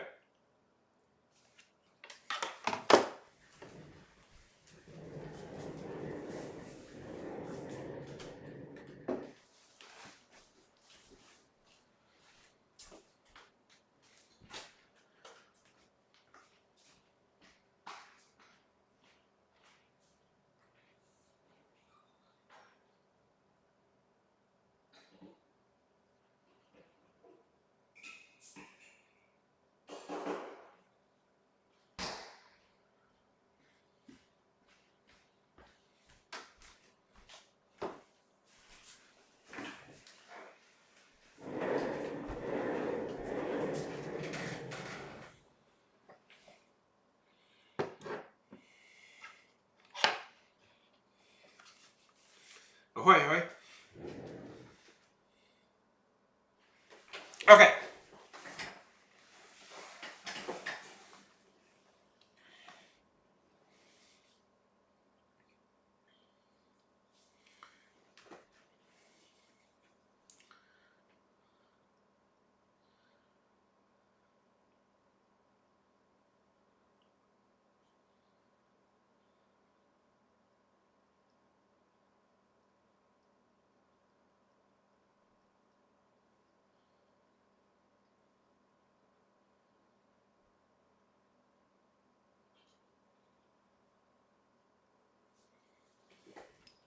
I'm thinking about changing this feeling a burning sensation on his delicate skin to another part and be like, sorry, his hands and brand new feet fight against the currents of the frigid water.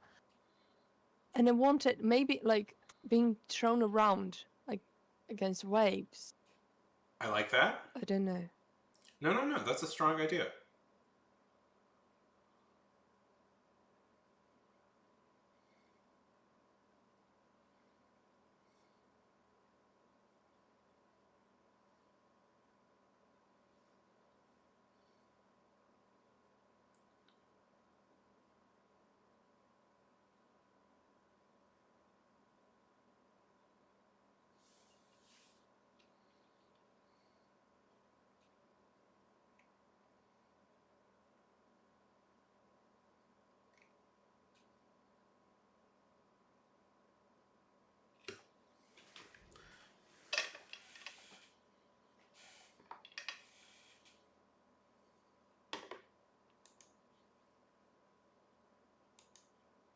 No, I think you got this. I think you got this.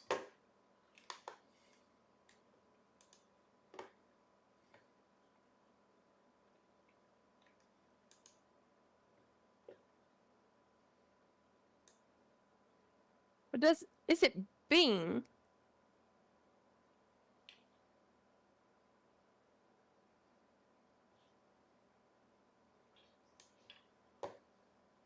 let's see.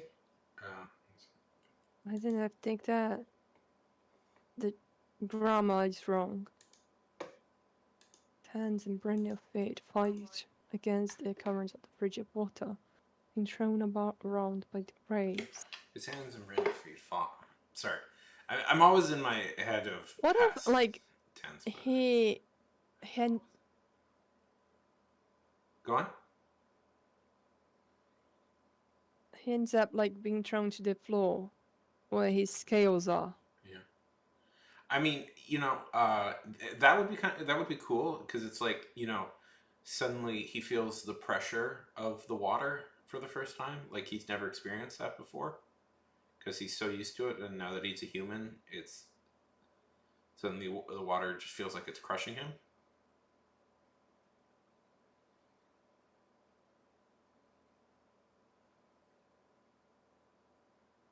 I think I have a lag. Yeah.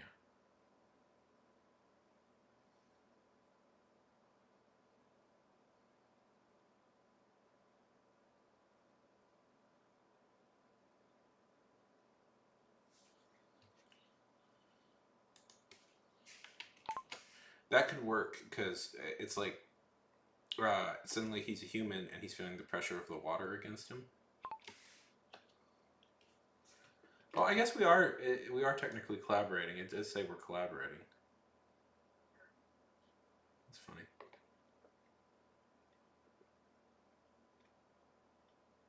It still says you're playing League of Legends. Anyways, Yeah, I'm not. I know, but it still says you are. You're talking to me. I'm not. I don't have it open. Okay. His hands. That's weird. Your feet fought against the current. Man, I have like your stream open on my cell phone beside me. Yeah. And on my Torion, and like I'm hearing different parts of the stream. I'm not like understanding. Oh no. How about? And I heard like something is skipped, like of something you said, like skipped. Yeah. I'm gonna call you instead of doing it through the Discord. I'm just gonna call you directly. Let's see if that works a little bit better.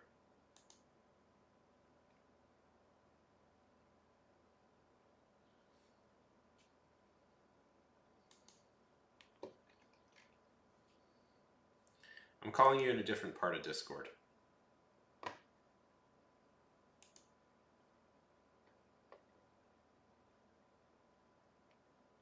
Hey, can you hear me? Is it working? I can hear you.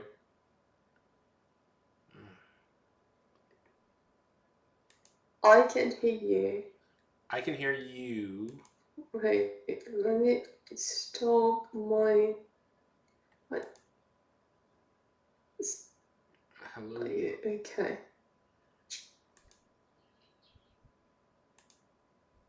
Hello. Wait, I'm trying. I can hear you on Discord. Wait, let me disable Yeah. it. Okay, try now. Hello. Can you hear me? Okay. Oh. Hello. Can you No, hear? I can't. How about now? Yeah.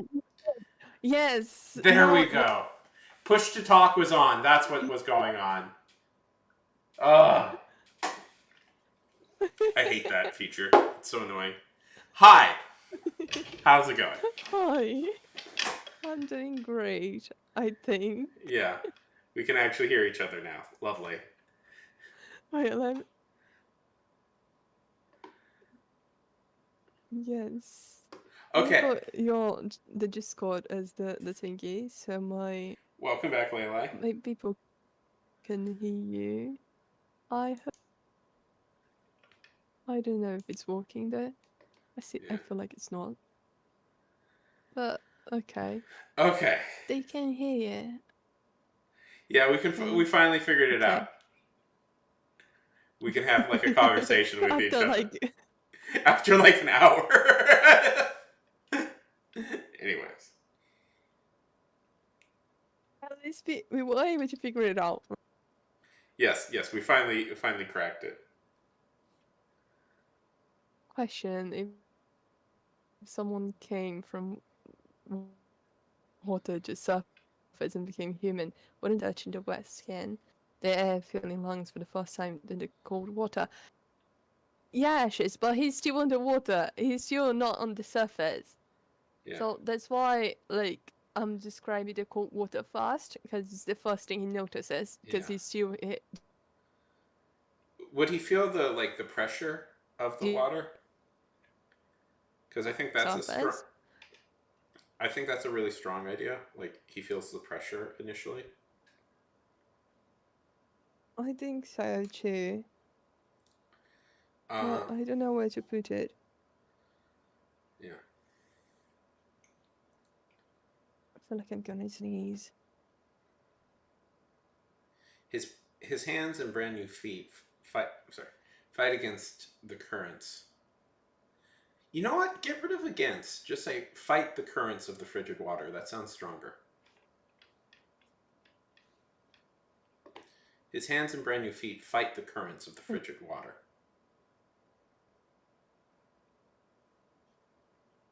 Yeah, that sounds. His hands and brand new feet fight the currents of the frigid water.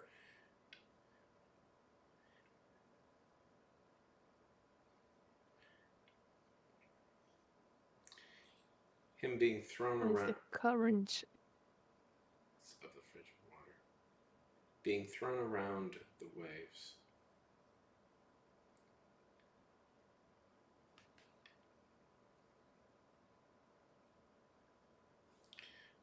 Being thrown around the waves.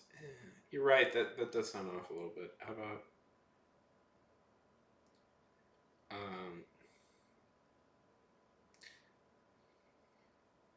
What road by the waves and skip yeah, the round? yeah. Yeah, there we go.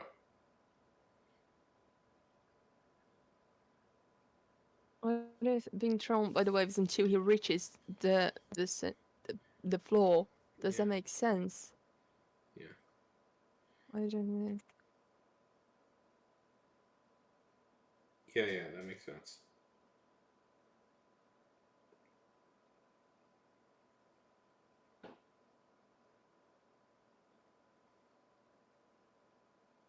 Maybe I could write the pressure here. Yeah. Write the pressure with him like Yeah. grasping his scales. The blue scales are on the floor now. Yes. And then I write the burning sensation. Yes. But I feel like maybe I could change this sentence, but his delicate skin starts burning. Yes.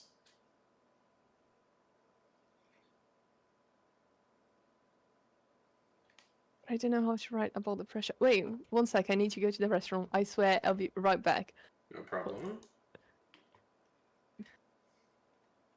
Be right back, 1 second. 'Cause I drank 2 liters of water and I'm drinking, so like I drank too much water. You don't have to apologize for your body doing natural human things. Go run.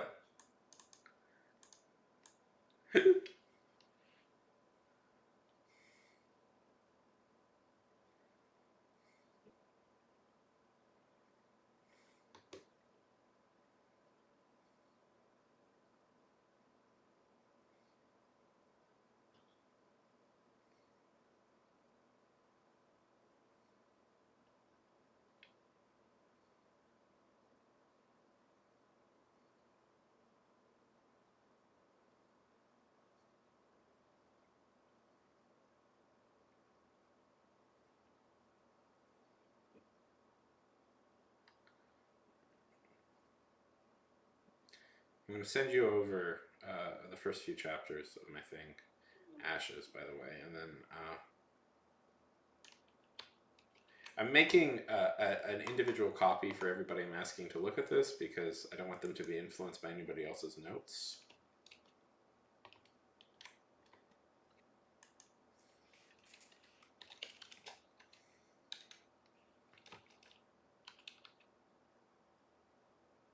Oh my god, wait, tell me about this.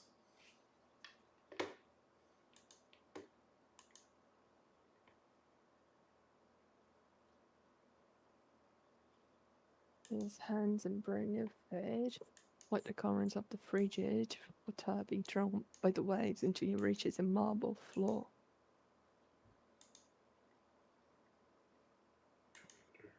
I wanted to describe the pressure, but Yeah. I don't know. I, I didn't write the pressure of the.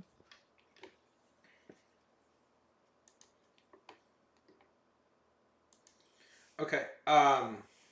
But I don't know how else to write it.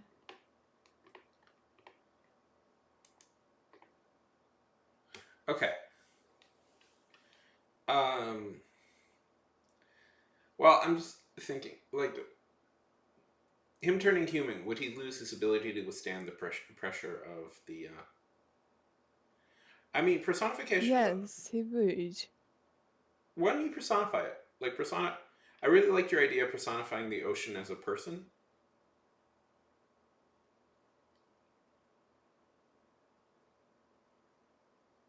Oh, But that's how would very I cool, do Lele. about the pressure? Oh no. He felt. Uh,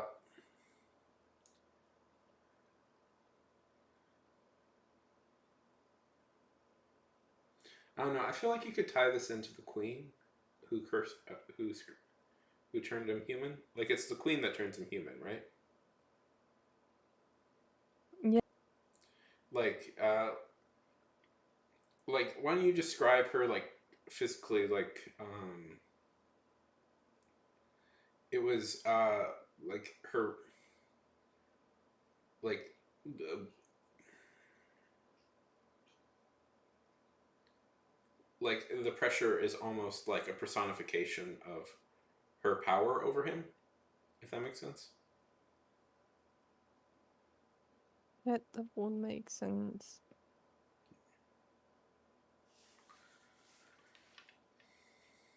What if I don't use the word pressure, but weight? I like that. His hands grasp the little scales.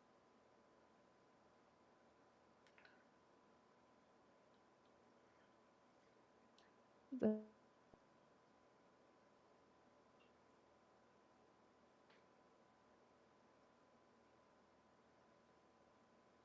I don't know if his hands grasp the little scales, feeling the weight of his punishment, tying him down. That could work.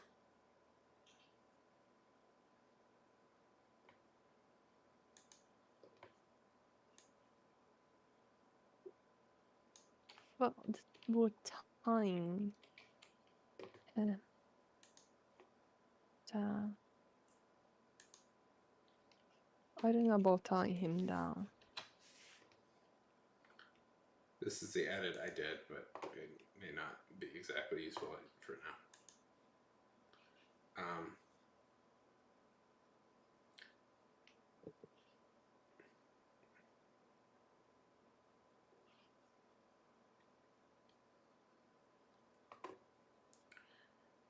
Weighing him down, pressuring him I down. like it, yeah. Yeah, weighting him down, I feel. But I already used weight. I think it would be too close. Right? Yeah. Um,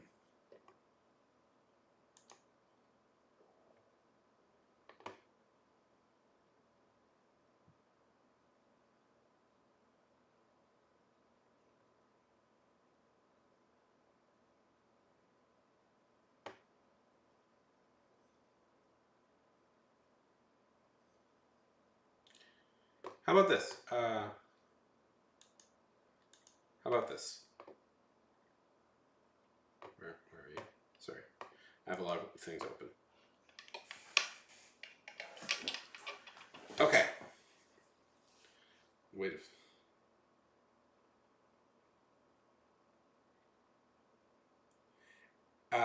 Wait, as the water pushed him down. I think that. I think And that this would. grasps the latest chaos when the weight of his, as the water, yeah, as the water pushed or push, Pushed him. push, Yeah, right? yeah, yeah. It would be pushed. Right? Yeah. His hands and brand new fed by the corners of the frigid water, being thrown by the waves until he reaches a marble floor. His hands grasp the littered scales, feeling the weight of his punishment as the waters push him down. Perfect. Right.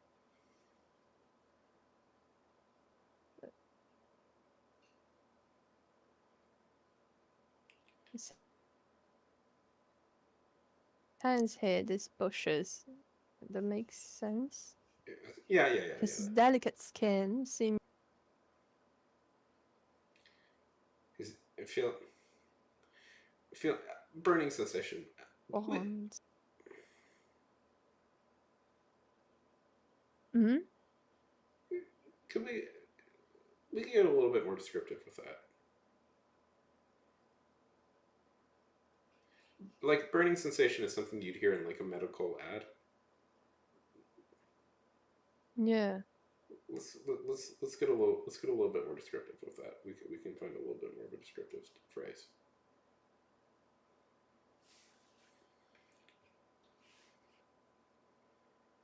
Feeling a burning sensation. I was thinking about putting his delicate skin bonds against the cold water, That sounds better. but That I sounds don't know. no. That sounds better. That sounds better. Burning sensation is like what But is it against? uh,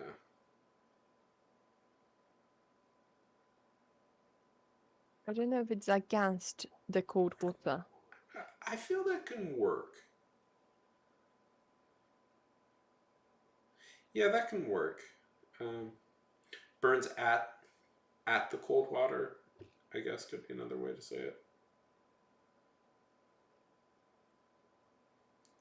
But I think against the no that works because his skin is being exposed to the water. It's against the water. Yeah, no, that can work. His hands and brand new feet find the currents of the frigid water, being thrown by the waves until he reaches the marble floor. His hands grasp the littered scales, feeling the weight of the punishment as the water pushes him down. His delicate skin bonds against the cold water. The icy embrace pierces him, making it difficult to move. His muscles locked in place, but all he can feel is the shivering in his own body. The water wants a friend. Just turned into a something dumbass into me. A taunt of frigid. Like the swearing this one's warm. Ones are warm or one's warm. I keep like swearing at Once myself like warm, everywhere in my comments. yeah. Once a warm, yeah. Once a warm, because you're talking about something specific. Yeah, I put a warm, Yeah, but well, it told me to change it, and now it told me to change it back again. I know that's what's so irritating about these programs. Okay. Frigid.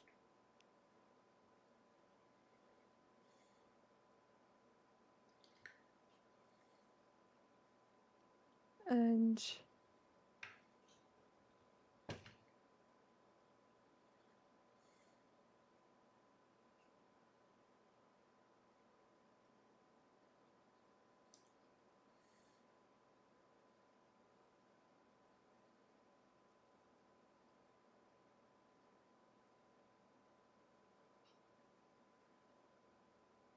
when do I know when I should like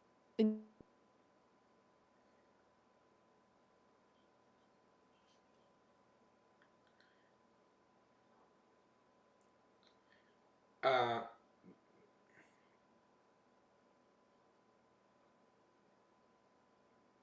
so, when do you know you should what? Something dumbass. Initiate a new paragraph. Well, this paragraph is about the water is. This paragraph all is based on a central idea of what's happening to what the water is doing to him. Yeah. And I think once you get to the next part where he has to start moving against it, that's probably a good time.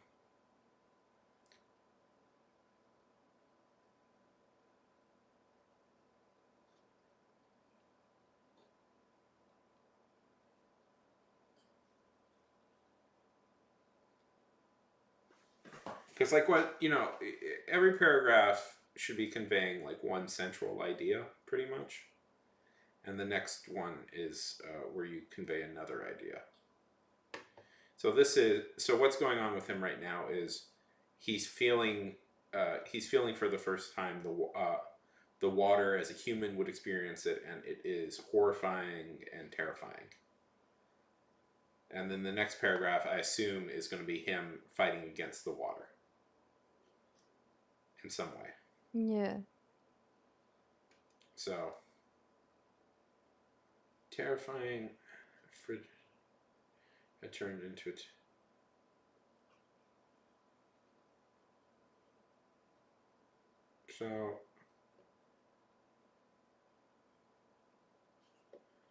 So once I think.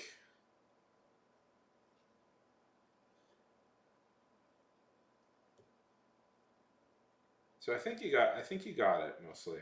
I think this paragraph's in a much stronger position.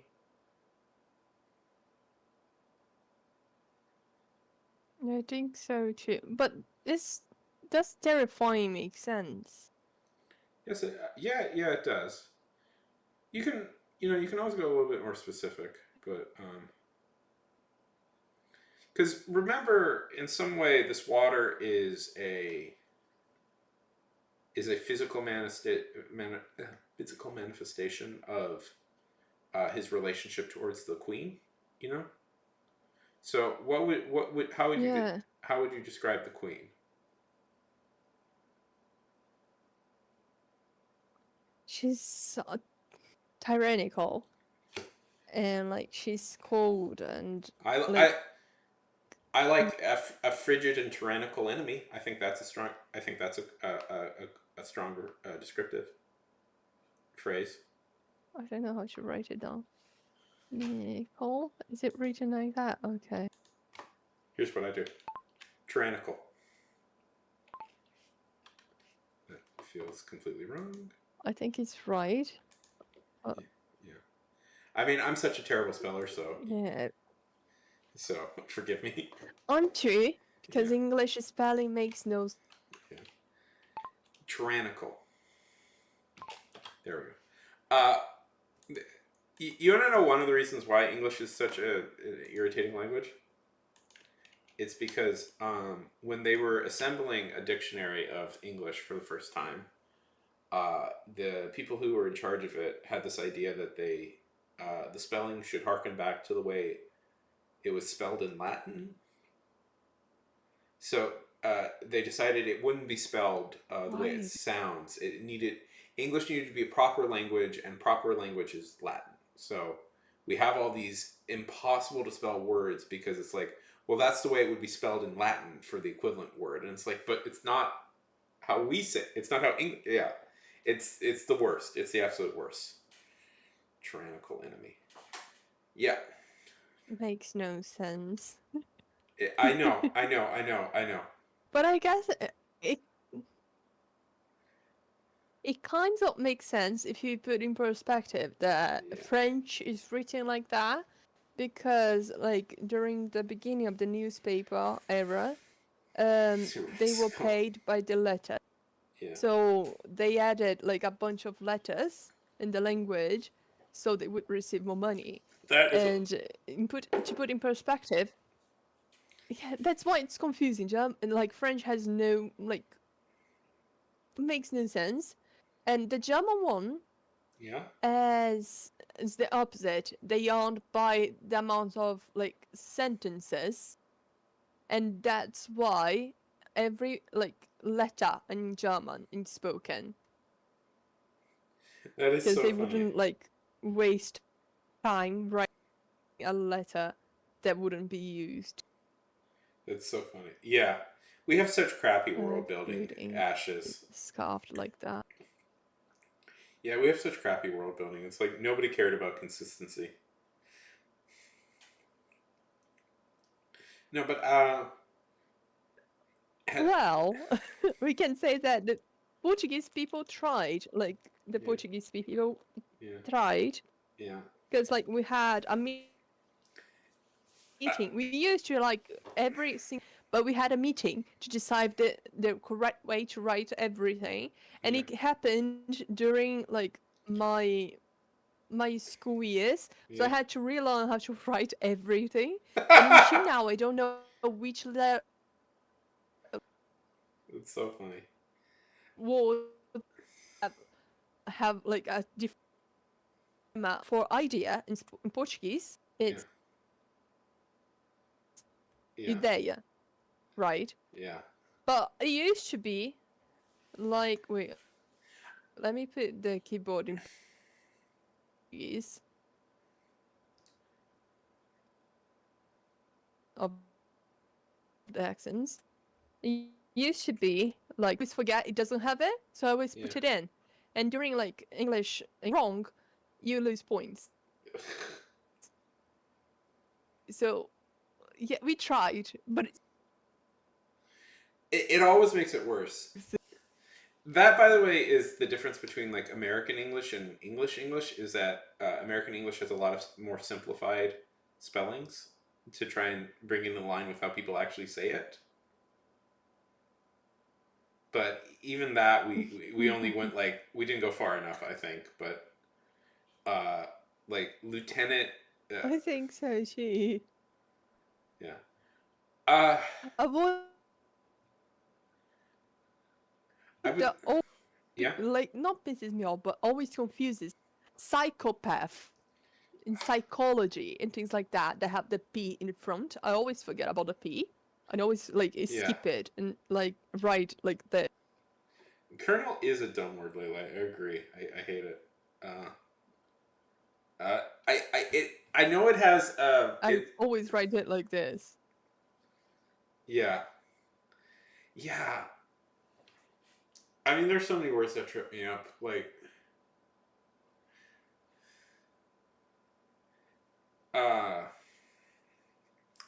I mean, nowadays I mostly just use like text to speech, so I don't struggle as much with like spelling, but back when I didn't really have that option, oh boy, I had a lot of issues. The water, once a warm and welcome friend, had turned into a frigid and no, yeah, I like that. I think you got a really good paragraph going there, Ezrian. Yeah. Maybe I could like begin another chapter. I And mean maybe, that. like write about him thinking about his. Yeah. I mean that'd be a cool place to end the chapter. Well, I Yeah, yeah. I think that's a really cool place to end the chapter. It's just him at his lowest moment. That's a great like cliffhanger. Yeah. I don't know about like finishing the chapter here, because the next chapter, Yeah. other main character, open the fucking thing, right? And like in this chapter, chapter 3, they already are meeting. Yeah. So I need the second chapter to end with him on the surface. So there's this principle. I was thinking maybe like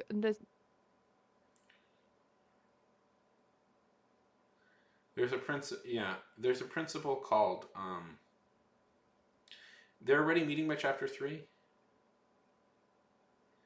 Yeah, well, there's this principle, pacing principle called Meanwhile Back at the Ranch. And the idea is basically if you have like a few plot lines going, what you do is you write up to the when your first sorry.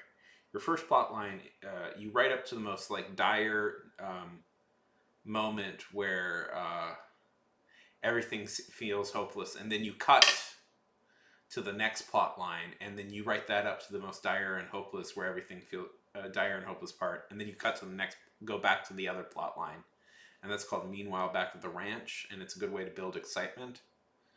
So, you know, have we got like a normal day in the life of your second protagonist yet? No, it's gonna be the chapter. You might want to. That might not be a bad place to put it. You know. You're this guy right The here. thing is, I wanted. Yeah. Your first guy right here. It's like this is the end. This is the end, and then we cut to like normal everyday for a pirate. He's a pirate, right? Or pirate prince or whatever. Yeah, the other one's a pirate, yes. Yeah. So we then cut to him, and we let everybody hang on this. If that makes sense. So you're saying like chapter 1 Yeah. was the one in which the cousin died. Yeah. Chapter 2 ends with Ezra being turned into a human. Chapter 3 could be like the wood building for Kane, the Yeah. pirate. Yeah. And like I don't know where it would finish though. And then chapter 4 Is where they meet. okay. Because I was thinking about like in the Little Mermaid story, Yeah. they meet first when like Ariel, let's call her Ariel, even though it's not her name in the original story. Yeah. Ariel saves Eric from like dying. Yeah. And since it's important plot point of the story, I was thinking about like in the chapter, like Ezra almost dies. He's able to go to the surface, and when he reaches the surface, it's in the middle of a storm, Okay. horrible storm happening, and he can't like yes. But then some King, the other guy, falls in the water, and he ends up like mistakenly saving Kane and going under again because he didn't like he wasn't able to breathe properly because he literally had just arrived at the surface. He saved Kane, mistakenly saved Kane, and went down again. And Kane was like, "Shit, there was a guy there with me, so let me save him." And that's when they meet. You know whose point of view that could be, because I need Ezra to be able to reach the surface. Well, because if I mean, I think that would be a good moment to switch to Kane's perspective, but and tell this tell him being saved from like switch perspectives and show Kane being saved. You know what I mean? Yeah. No, yes. Like no, but that's like a good. Because the thing is true. Yeah. I didn't. We're by the way, an ad's playing right now. Like. Anyway, it's going. Yeah, I'm seeing it. Yeah.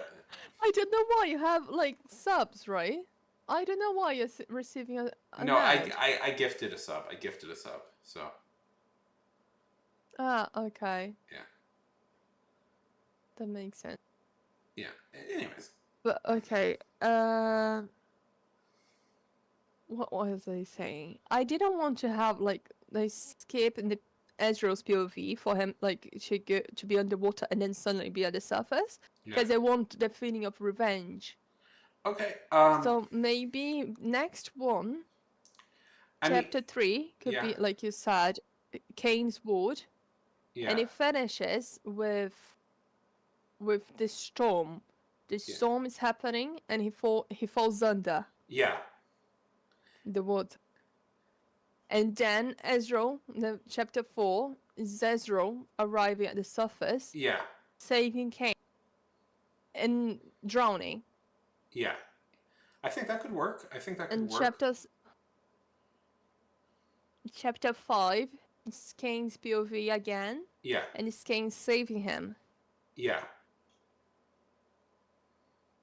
Yeah, that makes sense. yeah. I think that could work. I think that could work. I mean, But do you think this? I mean, Yeah, maybe in chapter 2 it would be good. No, I think that structure you have works. I think that's a good structure. I mean, maybe just include a But I feel like paragraph right at the end of chapter 2 where he talks about his desire for revenge, and then we skip to and then we switch to Kane's perspective. I don't desire for revenge, but the reason for why he decides he's able, like, to quote unquote heat his body up, even though Yeah, it's not actually heating, it's him like using the power of revenge, let's say it like that, yeah, to to use as a force for water. yeah. Well, So I don't know if pointing out the revenge yeah. yet would make sense. Then don't do it. Then don't do it. I think the structure you came up with is good. Like, so I think the next chapter should be from Kane's perspective, and and we like get him experiencing the storm and him falling into the water, and then we skip and then we switch back to Ezra's perspective, right? Yeah. Yeah, and I think that would be because in these romances you need to have at least one or two chapters with the characters apart to see how they operate by themselves before you put them together. Yes, you're right. Maybe we could do 2 chapters as Kane's POV, because we had 2 as Ezra, right? What? Yeah, yeah, that I could work. wanted to have a chapter in which Kane as, like, he's actually a pirate and a prince. So on chapter, like, wait, what the fuck I did? Wait, fuck. Okay, on chapter 1, he Yeah, kills Lux. On chapter 2, it's a total, like, Ezra 1. Maybe chapter 3 is him going away after, like, he killed Lux and disposing of the body and arriving at the castle of yeah, his parents, like, because he's a. Then chapter 4 is him going out on an adventure again. yeah. So the end of chapter 3 is him reaching the kingdom. Okay. Would I don't know if that would make sense. No, that makes Because sense. I think it's fair for Kane to have 2 chapters since Ezra had 2 too. Yeah. No. That makes sense. That makes sense. I think you got a good idea going. You got this. Okay. You got this. Trust me. You got this.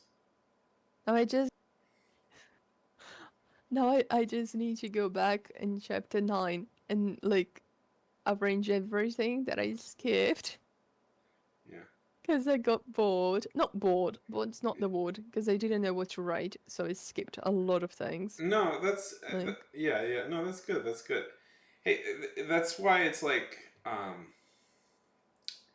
it's outlines are good, but you're gonna have to like change and modify things as you go along because you're just gonna find stuff works better. You know. yeah. I Uh, need to go back on chapter 2, even though I released it already, to correct stuff that I realized was wrong. Because my mistake was that I didn't do an outline for this yet. No, that's fine. That's So I need to do the outline. fine. Yeah. And now I'm feeling like everything doesn't make sense because I don't have the outline. No, you're doing good, but we've got an okay little structure going here. I like this idea that you have Ezra at his lowest moment, and then you just cut right there, leave the audience wanting more, and then we skip to a different character for a bit, and it's like, well, what's going on with him? And it's like, well, you gotta wait to find out. That's good. That's good. That's good. Torturing the readers. Exactly. Yes. You don't get answers right away. You have to wait. Torturing the readers a little Yeah, because they exactly. take a long time to write. Oh Yeah. my god, I'm so Yes, you got it. I You wish I got was it. able to write fast, but I can't. Yeah, it comes with experience. The more you do it, the more you get used to it. Uh, Yeah. my old job, I had to write 3,000 I words know a a day. person. That sounds hard. It was. But It I know a was. person like in the fanfic world that's able to release like new chapters every single week, and I'm like, man, I can't do that. Is something wrong with me No, or nothing. something like that? No, Because like it nothing's takes me wrong. long to write. Well, one, you're fairly, you're you're in maybe one of the most difficult schooling situations you can be in, and two, it just takes a while. It just takes a while. Don't worry. Um, I know of a person. I was talking about this. I know of a person who can write like has routinely written about like I think like 50,000 words in one day. I'm envy them. Yeah, like and but my thing with that is like I've never read these books he's written, but I've also like those can't be good, right? Like they can't be good. Like writing at that speed, you can't write a good book. Yeah. I don't want to talk about like the other fanfic writer that writes really fast, Yeah. because they might one day see this. Yeah. But I will send it on Yeah. my opinion on because I it's a bit harsh, Yeah. but okay. But they're not doing what you're doing right now is going through like rounds of edits, like trying to perfect it. So like I don't know about that. Yeah, well, yeah, never. I was paid to write. It was good until it was good until you break down crying because of you just mentally can't handle it anymore. That's the experience I I had. almost I tried to become a ghostwriter as Yeah. a part-time job, right? And like reading the listings, they keep asking like for 6 a week, and I'm like, at least they're like, oh, we want 10k words a week. I'm like, in theory, it sounds okay, but in 3 weeks I wrote only 8k, so like that's why I don't become a ghostwriter because Yeah. I can't write fast. No, it's just it wouldn't work. And I feel like it's because I don't have. Yeah, I feel like it's because I don't have like the writing, like I forgot the word, but No, like the routine, the writing routine to write. So it takes me long. it's I just it take it takes what it takes it takes what it takes. Some people can write a lot. Some people are have to like take their time. Like don't get too in your head about other people. You know what I mean? yeah.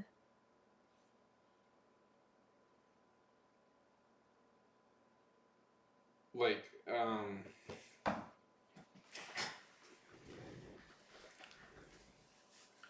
yeah, I know saying that like don't get too in your head about other people. It's very hard. Yeah, it's very hard because all writers are jealous of all other writers. Even and if people say that they're Oh, a little bit jealous. It's like it's not the it's it happens. It happens.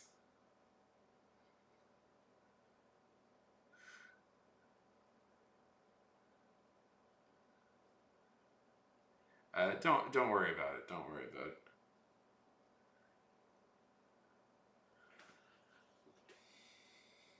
makes sense, but I wish I knew how to write fast. Yeah. Well, Let's never. punish. Even the Let's draw punish. I have to say never. Even the bad writers who are really successful, I'm a tiny bit jealous of, because it's like, you write that crap and it's like you're super successful. I wish I could write that.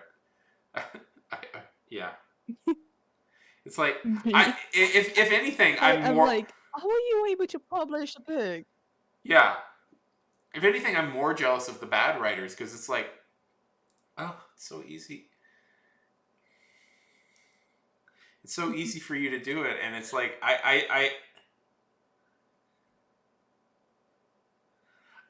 jealous of bad successful writers, because they've achieved everything I want to do with like a quarter of the work.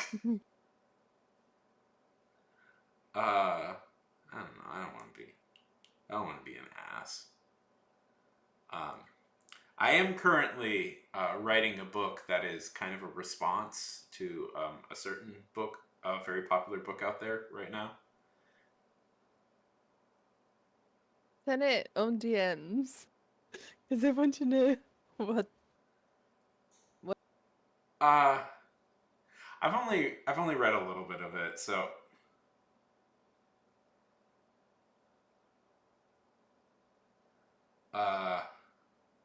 Okay, so I'm working on another little project, and it comes from me reading like one chapter of a really popular book and going like, oh, wouldn't it be funny if this happened instead?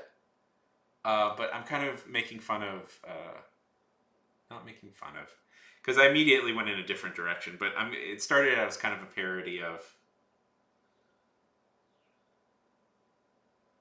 yeah.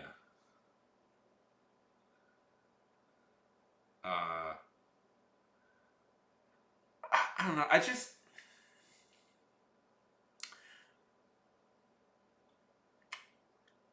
I wasn't that I wasn't that impressed with Fourth Wing, the book Fourth Wing. I Full point. I get why it's popular, but I wasn't impressed with it. I didn't think it was that good, and I had the thought like, yeah. I guess it could be better, but something I really enjoy about the book Yeah. is like the syndrome that the main character has. But I'm a bit biased because they have the same fucking syndrome. Yeah. Well, So and like non like writers got it. So like when I yeah. read it, I was like, man, she's like me, Yeah. you know. And I Oh, like that about it. yeah. But I think it could be. So I've heard a lot, and you have it, so it's like, your opinion is obviously more valid than mine, but I've heard a lot of people from the community who've said they have a really problem with it, because it kind of has this sort of toxic perseverance thing, where it's like it doesn't really affect her. It's just Yeah. it's just she occasionally just has to work harder, and that's not like Something like the thing. yes. I agree. Yeah. Like I like that she has it in the Yeah. sense that non-writers ever write about never have it. Yeah. So like her having it, it's a nice thing in my opinion because Yeah. it makes like not safer, but it makes it easier to Yeah. other writers to write about it. But that being said, I feel like the representation is not 100% correct. Yeah. Because like I don't have this syndrome has a lot of types. She has a type 1 or type 2, which is not saying that better one, the easiest one, Yeah. but is the most common and with the less symptoms, let's say it like Yeah. that. She's hypermobile and her skin Yeah. like stretches and stuff. I had the type in which I have like the collagen of my body is not well like composed. So my problem is that my veins and organs and stuff can rupture really easily. Yeah. So I don't have 100% the same type of her as her, but I have the same syndrome. So we have different types of it. Like Yeah. I'm hypermobile and stuff, Yeah. but I'm not as hypermobile as her. That being said, Yeah. something that bothered me a lot when I read it Yeah. was the descriptions of like her having her limbs being Yeah. what's the word for it? Wait, I forgot the word for it. When it goes out of place. What's Yeah. the name for it? I Dislocated. forgot. Yeah, dislocated. Yeah. I think the dislocating part makes no sense Yeah. because like I'm the type of person that when I dislocate things, I put like them back into place, and I Yeah. usually like feel a lot of pain, but it passes a lot, like Yeah. pretty fast. Cause I'm lucky like that. Let's say like Yeah. Yeah. because it's normal in my opinion. Because I live it through it, but Yeah. like the way that happens in the book bother me a bit because Yeah. it seems like it's just she needed a plot point to happens, and that's why it dislocates. Like it's always like that, you know. She uses Yeah. it dislocating like limbs as a plot point, and it can be, but in my opinion, it shouldn't always be the Yeah. reason for things to happen, because like it doesn't make sense. Yeah. Like the only thing, what I found funny is I read the when the dragons thing and when the dragons pick people, and I the thing I picked up on is like it's always like the most badass dragons that everybody picks, and I was like, well, what if it was like just a dork? What if like what if instead of like this really like austere, like I am an ancient dragon 1,000 years old, it's like this real like dork of a dragon who's just really nice and is just like happy to be there. And that's just the one. Yeah, but that's just the joke. That's just the bit I came up with. It's like, hey, how's it going? I'm Floobles the dragon. Nice. but like another thing that bothers me a bit. Yeah. Oh, dragon, whatever, Harry Potter. Yeah.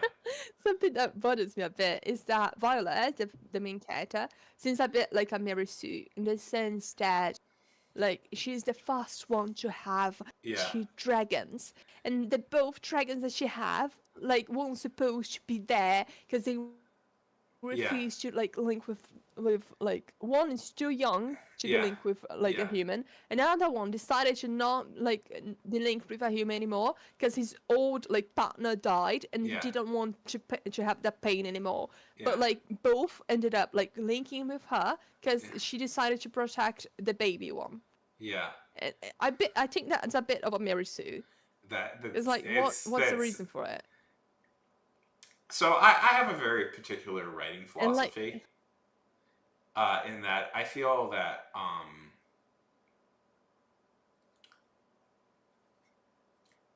it's more fun to watch a character come from behind and make it their way up without like being given a lot than it is for a character to like it's a tiny bit why I don't like Harry Potter is just because I always feel like whenever there's a real struggle, Harry is always just given the best thing, you know? Yeah. And it's like...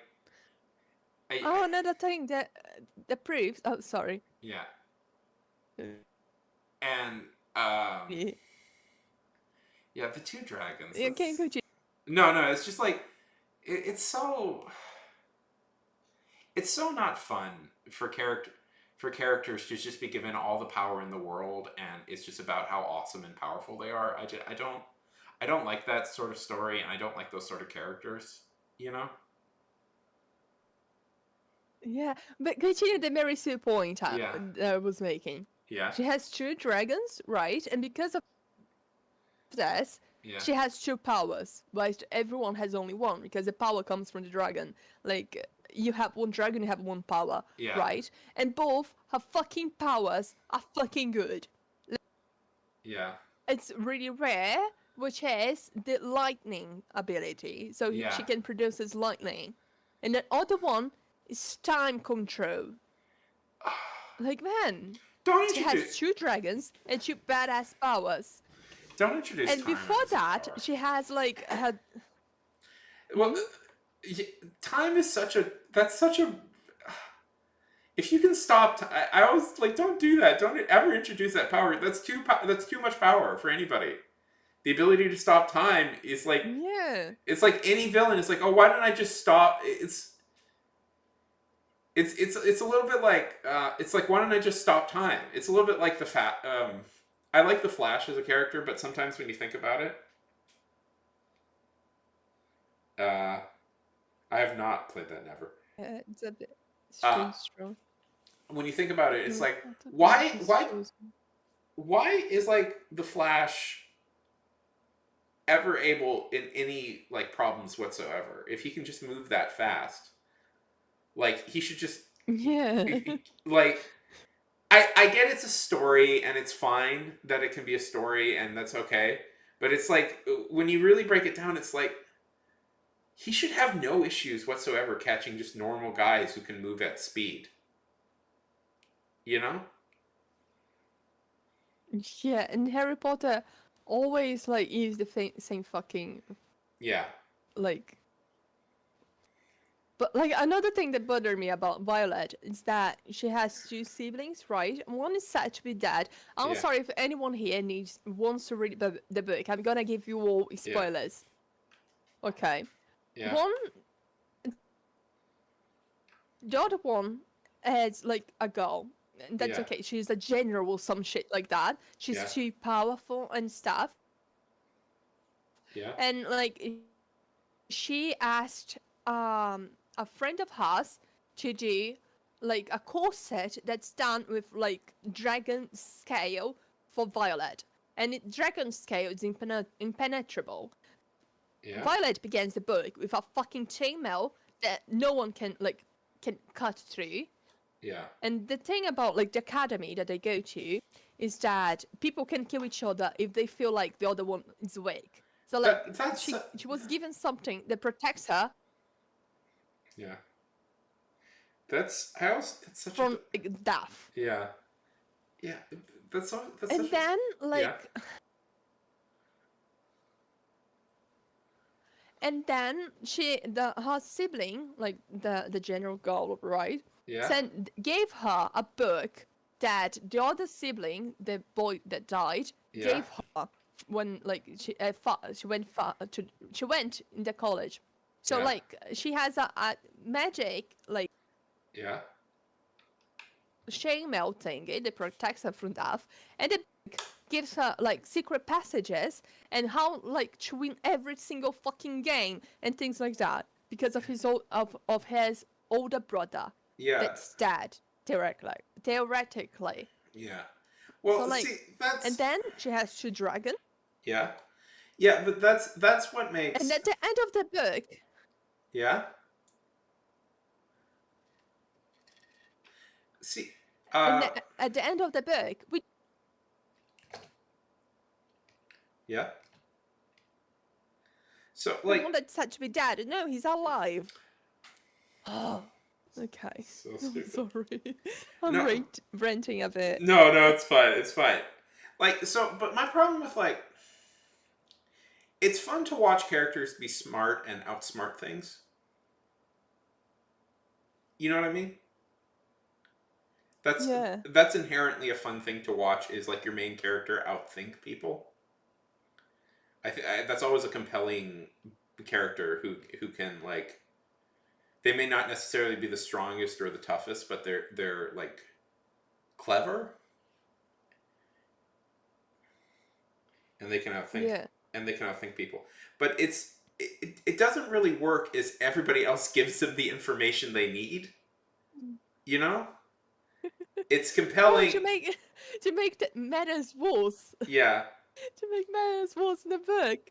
Her dragon, her big badass dragon, the Yeah. black one, Yeah. has a mage, which is her enemy Shalova's boyfriend. Yeah. And because of this, they can speak mentally. Yeah. And like, man, and because of this, he decides to train her. So like, she has the training from the best like warrior from the college because Yeah. she's dating him, and she's only dating him because of a fucking dragon. Yeah. That's. Okay, I think I'm a bit mad. Yeah. Do you want to do you want to read a little bit the thing I wrote? Sure. Because it's not exactly edited all that well. So, but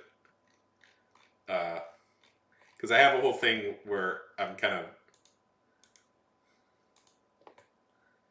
of I have this whole Wait. I have this whole little I sent a message. Harry Potter brought his chosen one wand. Take away if you want to be successful. Buy it. yeah. And then oh my god. He got the one he bought, and then he like won the one wand to rule them all. Yeah. And he fucking broke the most powerful like wand. And he received the wand from like I don't know, I don't remember when or Yeah. from him, but like man, Harry is another like one that received everything that he had. Fourth Wing, Layla. It's Fourth Wing we're talking about. I haven't read it. I've read it. I read it enough that I came up with a parody of it, and then I stopped. I stopped the second I read it.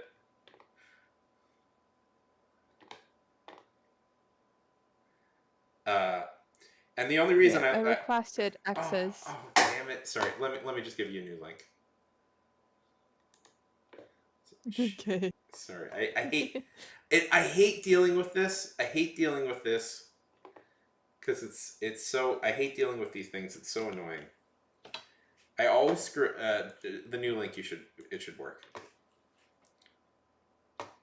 Unless I just sent you the wrong link, which I may have, to a different thing. Is it Red River one? Nope, that's the wrong one. Okay. Google Docs. This is my experience with Google Docs.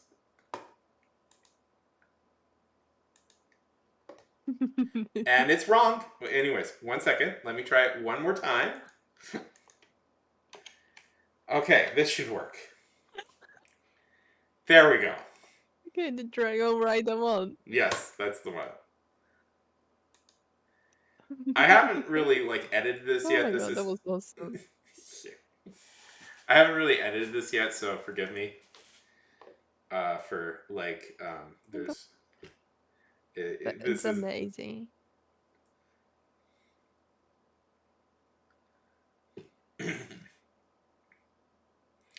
far.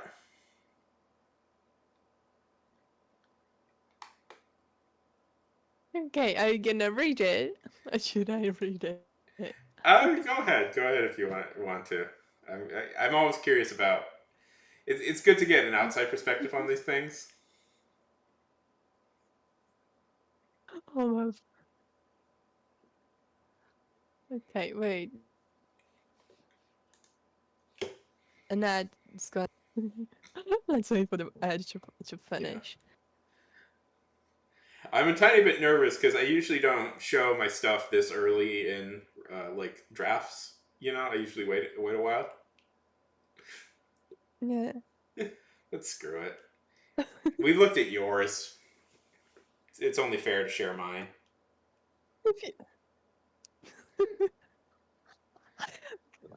But to be fair, I'm always showing everyone's my draft, right? No, That's, yeah. A bit about my channel. Everyone can see it. Oh yeah, I mean I Like, show from the people. start. I show guess. people my drafts, but I don't usually like read it. I work pretty safely under the assumption nobody actually reads my stuff as I'm working on it. So, and when I finally sit there and read it out loud, I never. I'm like, keep quiet. But so like.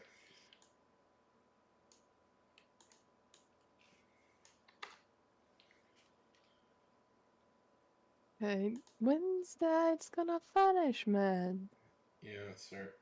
3 seconds. The never-ending ads. Yeah. It's only Okay, there we go. 90 seconds. Okay, that ad break finished. Okay, I'm gonna start.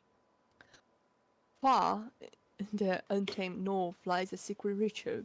The Dragon Riders are the last actual practitioners of the kind. People across the 9 continents dedicate their lives to learning to ride the ancient beasts known as dragons. The training is difficult. Takes a lifetime of dedication and heartache. Do I say Triana or Triana? Yeah, What do you prefer? Tiriana. But I call her Steel Rose for the rest of Triana. the draft, so just Okay. Triana, a great elf of the noble clan of Steel Rose, had spent her lifetime dedicated to learning such skills. She could have had a straightforward life as a daughter of an elven noble family. Her destiny was to do nothing but sit in rich villas all day, drinking expensive champagnes and wines. She rejected all that and went to the untamed north, the unconquered country, to learn to ride dragons. She spent years of her life learning the oh my god, intricacies. intricacies of dragons, and the intricacies of dragons, and the final statement was here today. An ancient ceremony where the proper great riders will be paired for lives with the dragon. A dragon, of course, is the one who selects the mount, the rider. It is up to the dragons and them alone to choose. They will fly towards them, kneel and whisper the ancient name, and the dragon rider will be said to understand the decipherable language of dragon. She stood tall and noble, always considered beautiful. A dragon's rider, hard life and training have yet diminished her beauty. Her long white diamond hair blew in the wind as they heard Des as she flew, as she and her fellow trainees were training. Her distinct flap of the dragon approach. The first to come through was the legendary Dark Wind, the Dark Wing, a dragon fitting her noble bearing. It was said to fly 1,000 miles in a single minute. Its breath, its fire, could obliterate an entire island. My god, it was gorgeous. Its wings are flat, living horror. Was Josh. He was friendly and pleasant enough. She didn't get him. She forgot he was even there. It's remarkable for Josh. Great. The shimmering golden flame is a legendary dragon that was said to have been born out of the sun, the very sun itself. It dominated the sky with its speed and elegance. It could breathe fire. It was said, yes, to be a dragon fitting the noble bearing and birth. And it made it speak. It pecked Jennifer, who was nose loudly in the dorm hall. Okay, cool. That's fine. Okay, it was okay. These creatures were so mighty and noble that she didn't need the biggest and strongest one she had ever seen. At the end of this training, she always speak to herself gloriously riding a dragon back home and leading her people's army. Now, that wasn't happening. She had imagined herself riding a dragon into battle. The soldiers snickering at her as she yelled. Please, just picture it. Please, just picture it. Knowing herself she would be determined to become the most incredible mime anybody had ever seen. She signed and dreaded attending miming school. It was notoriously cliquey. It was all wrong. She was destined to ride a glorious beast into battle for the rest of her years. She was the best rider in the academy, yet none of them had picked her. But she was just fine. She was okay with it, and so the process repeated for hours. Each dragon is more impressive than the last and chooses somebody differently. The sun had set. Was this all for nothing, she thought. She lay down on the ground and started instead into this night sky as the stars passed. It was, and then she felt slightly nudged. It was her dragon, obviously saving the best for last. She turned around and she saw it. He wasn't sleek or strong. He headed it, but he leaned in and whispered his name. I'm Flowballs. It was short for a dragon, a mere 10 feet tall, with stumpy legs and arms and wings they could scarcely seem to stay on. No, no, no, no, no, not him. Ha! Smile. She could tell he was missing a few fangs. It's lovely to meet you all. I was so nervous, but you seem real and beautiful. Thank you. I've never heard the name Flubble. What's your name? Is it also Flubbles? Jill Rose. The beautiful name, he said, as he kneeled and bowed before her.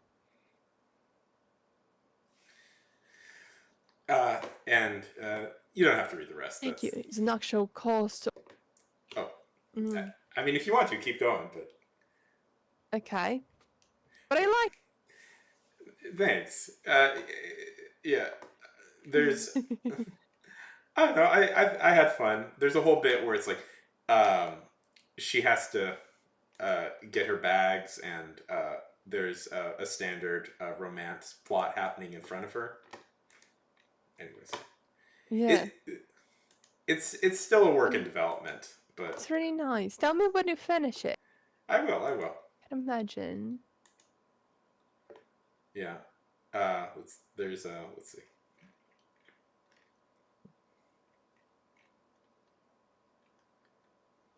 The great mythical dragon riding school of the Untamed North was quite a remarkable place. In contrast to its legendary status and drawings of grand...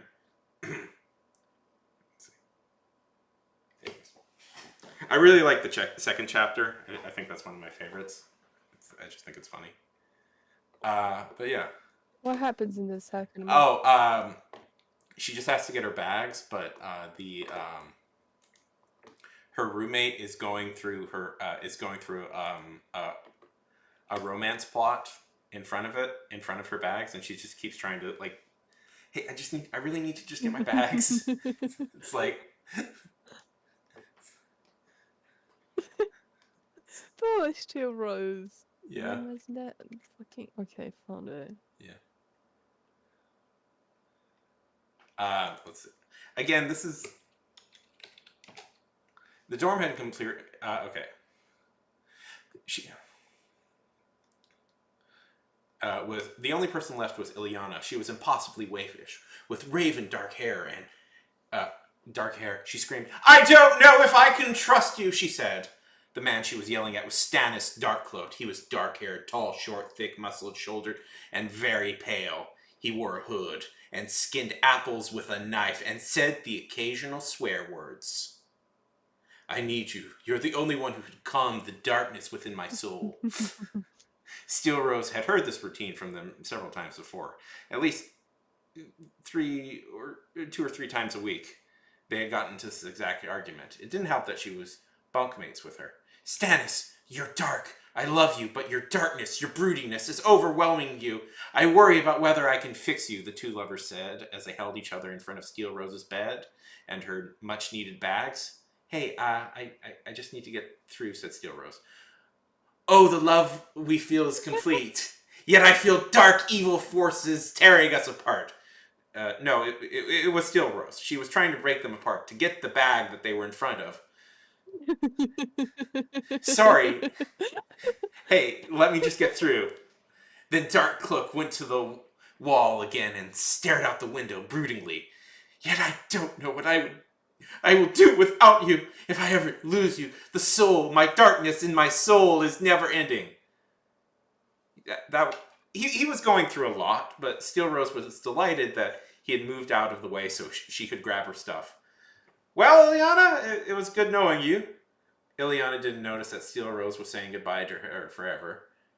Well, Steel Rose thought, those 5 years they had spent side by side.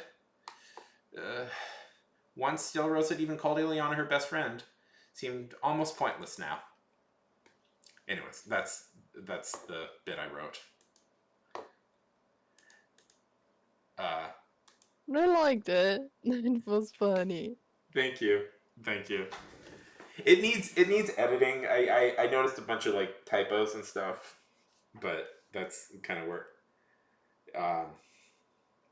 It's normal. Just only a draft, right? Yeah. But again, it's why I don't usually share this stuff this early, because it's just like, I noticed all the editing I need to do of it. For some reason, it It's always, normal, man. yeah. But yeah. So it's kind of like that. It's more of a, it's a parody sort of these sorts of fantasy stories. Um, it kind of evolves into her. She ends up taking a job in a small. She ends up becoming a hero of a small out of the place like town, and it's like super. And it's like a small town where they. It's like one idea I had is she has to deal with like a like the town has a pie making contest, and it's a normal pie making Yeah. contest until a god decides he wants to enter the pie making contest, and if he doesn't win, he'll destroy the entire world. But he also doesn't know what people like to eat and assumes they like rocks, because it's like, well, you stand on them all the time, so I think you like rocks. Or Flueball's the I got dragon. them crying. Yeah, Oh my god. That's amazing. thanks. Yeah, I'm under delusion. I'm funny. Uh, it, Oh, you are fun. thank you, thank you. It's going to be the next project I work on more. I'm going to work on it more seriously after I finish my wrestling book. That's going to be the next one. Yeah. But yeah, I wanted to write a dragon one yeah, too, but I know it's not okay to say it, but I feel like every dragon story has already been made by the sense that if you decide to do, oh, the dragons are the enemy, you have like the beginning of the How to Train a Dragon. If yeah, you decide to make, like Dragon Rider, you have like Aragorn, I believe yeah. it's the name. No, Yes, yeah. It is. the and like the fourth wing or something like Yeah, that. So I'm afraid of doing it and it being too similar to one of those, you know. yeah. But It's I know as a that teenager, I really liked Aragon. we need Yeah. I had another my idea. brother too. I had another idea for. Well, I actually have a different. I have another take on dragon writing that I theoretically could have done that I might do. Which one? Okay, so basically, I had this idea. I was thinking, like, okay, so back in like Old West, how people would travel cross countries in stagecoaches, which are, they're bigger, like like horse drawn buggies, but bigger, and that you would travel in days with them. And this was like before trains and stuff. Yes. And I had an idea that instead of like we do that, but with like Wait. Is with the dragons. people here? Yeah. So my idea was basically we could I don't know. do that with dragons. So instead of like it's horse drawn buggies, it's like dragons flying through the sky with like carrying people in a stagecoach, and it could be That's quite different from the rest. yeah, and I think it would work.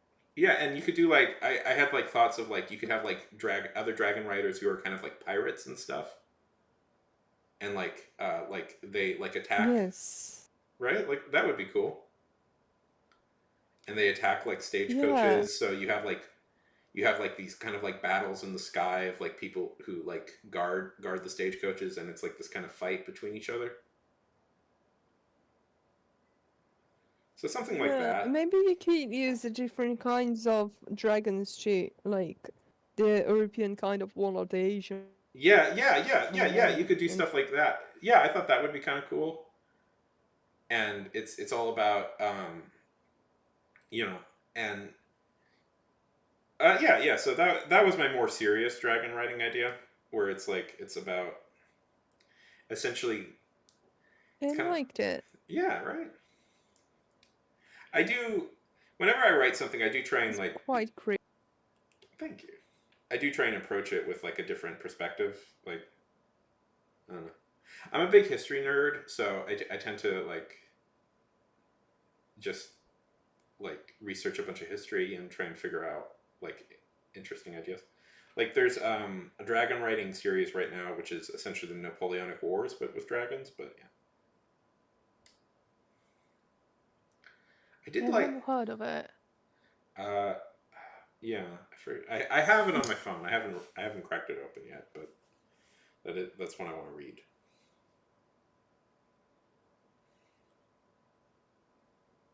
Tell me the name, because I've never heard of it. It is. Let me find it. So quickly. It is called His Majesty's Dragon. Do you know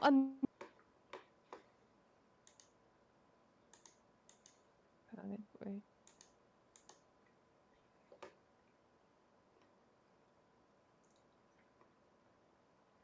Okay. Okay.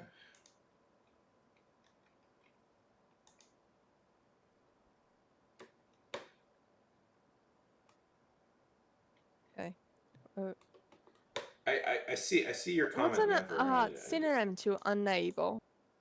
One second. I'm gonna post Nevermore's comment because I didn't see it. I would have approved it if I had seen it. 1 second.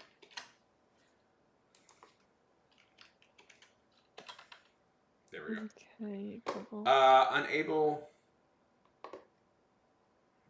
Incapable, I don't know. Incapable. Of.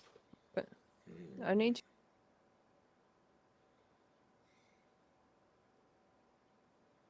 Not any himself. Because I thought about change. Because. Sorry. What's the sent? Sorry. Here. Nothing. Well. Never. I've heard the comparison that essentially dragon riding stories are essentially horse stories, but you switch out the dragon for the horse, and there is something fun about the idea of a flying horse. I think like a flying animal that you can ride. I think that's an innately like powerful idea.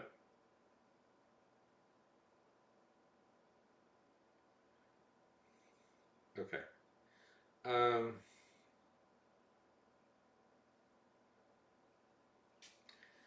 Anyways.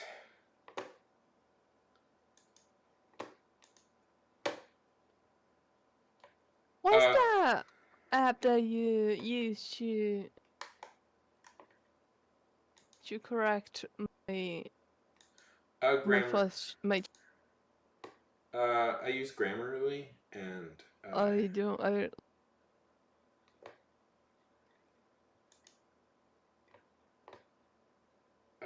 use Grammarly, and then I used a site called Hemingway Editor, which is a decent site to find like things. Hemingway Editor used to be really good, but then they started getting into this AI stuff, and I'm just not a fan of the direction now. Is it? Let me. I'll link it. Okay, thank you. Hemingway Editor. Okay. Because I thought I'd take a picture of it. I wanted to put the chapter 1. Because there's some stuff I feel like it's a bit awkward right now. I wanted Ash has got it. like redo. Thank you. I want to redo it like before uploading the chapter 2. But I couldn't find it.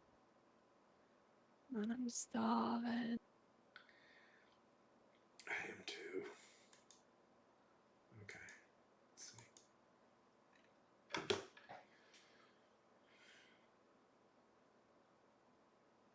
And I don't want to like. I need to get. I bought like the supermarket and asked them to bring it here, and I'm afraid like in some minutes they're supposed to arrive. But I'm afraid of going outside and meeting my university colleague. Yeah. I don't want to see them, Yeah. but I live the same fucking beauty as I do, in the same fucking. So I'm afraid of going out and seeing him. Yeah. And it's raining. Yeah. Oh, I get that. It's raining, and the supermarket that I bought the food from usually like uses paper bag. So I'm like, man, I'm gonna have to carry everything by hand. Yeah. Well.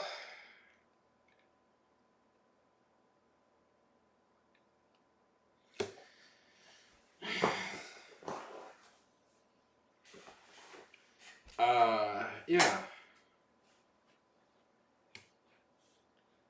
Oh, sorry, I'm starting to get a little tired here. Oh my god, quite lazy.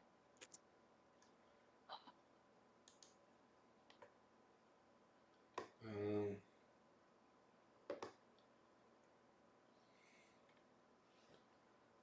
how long have we been on? 3 hours. That's a decent amount of time to be on. Well, Ezra, I think I'm gonna call it here, if that's okay. I'm gonna give you. I'm gonna send my people over to you. Jane. It's really nice talking to you. But I'm gonna. I think. I really appreciate it. Oh, no, I'm always happy to help.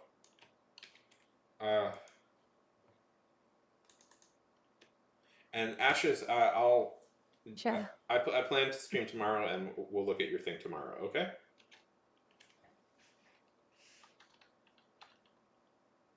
I'm sorry for interrupting again. No, I don't mind. It's not like I was doing anything.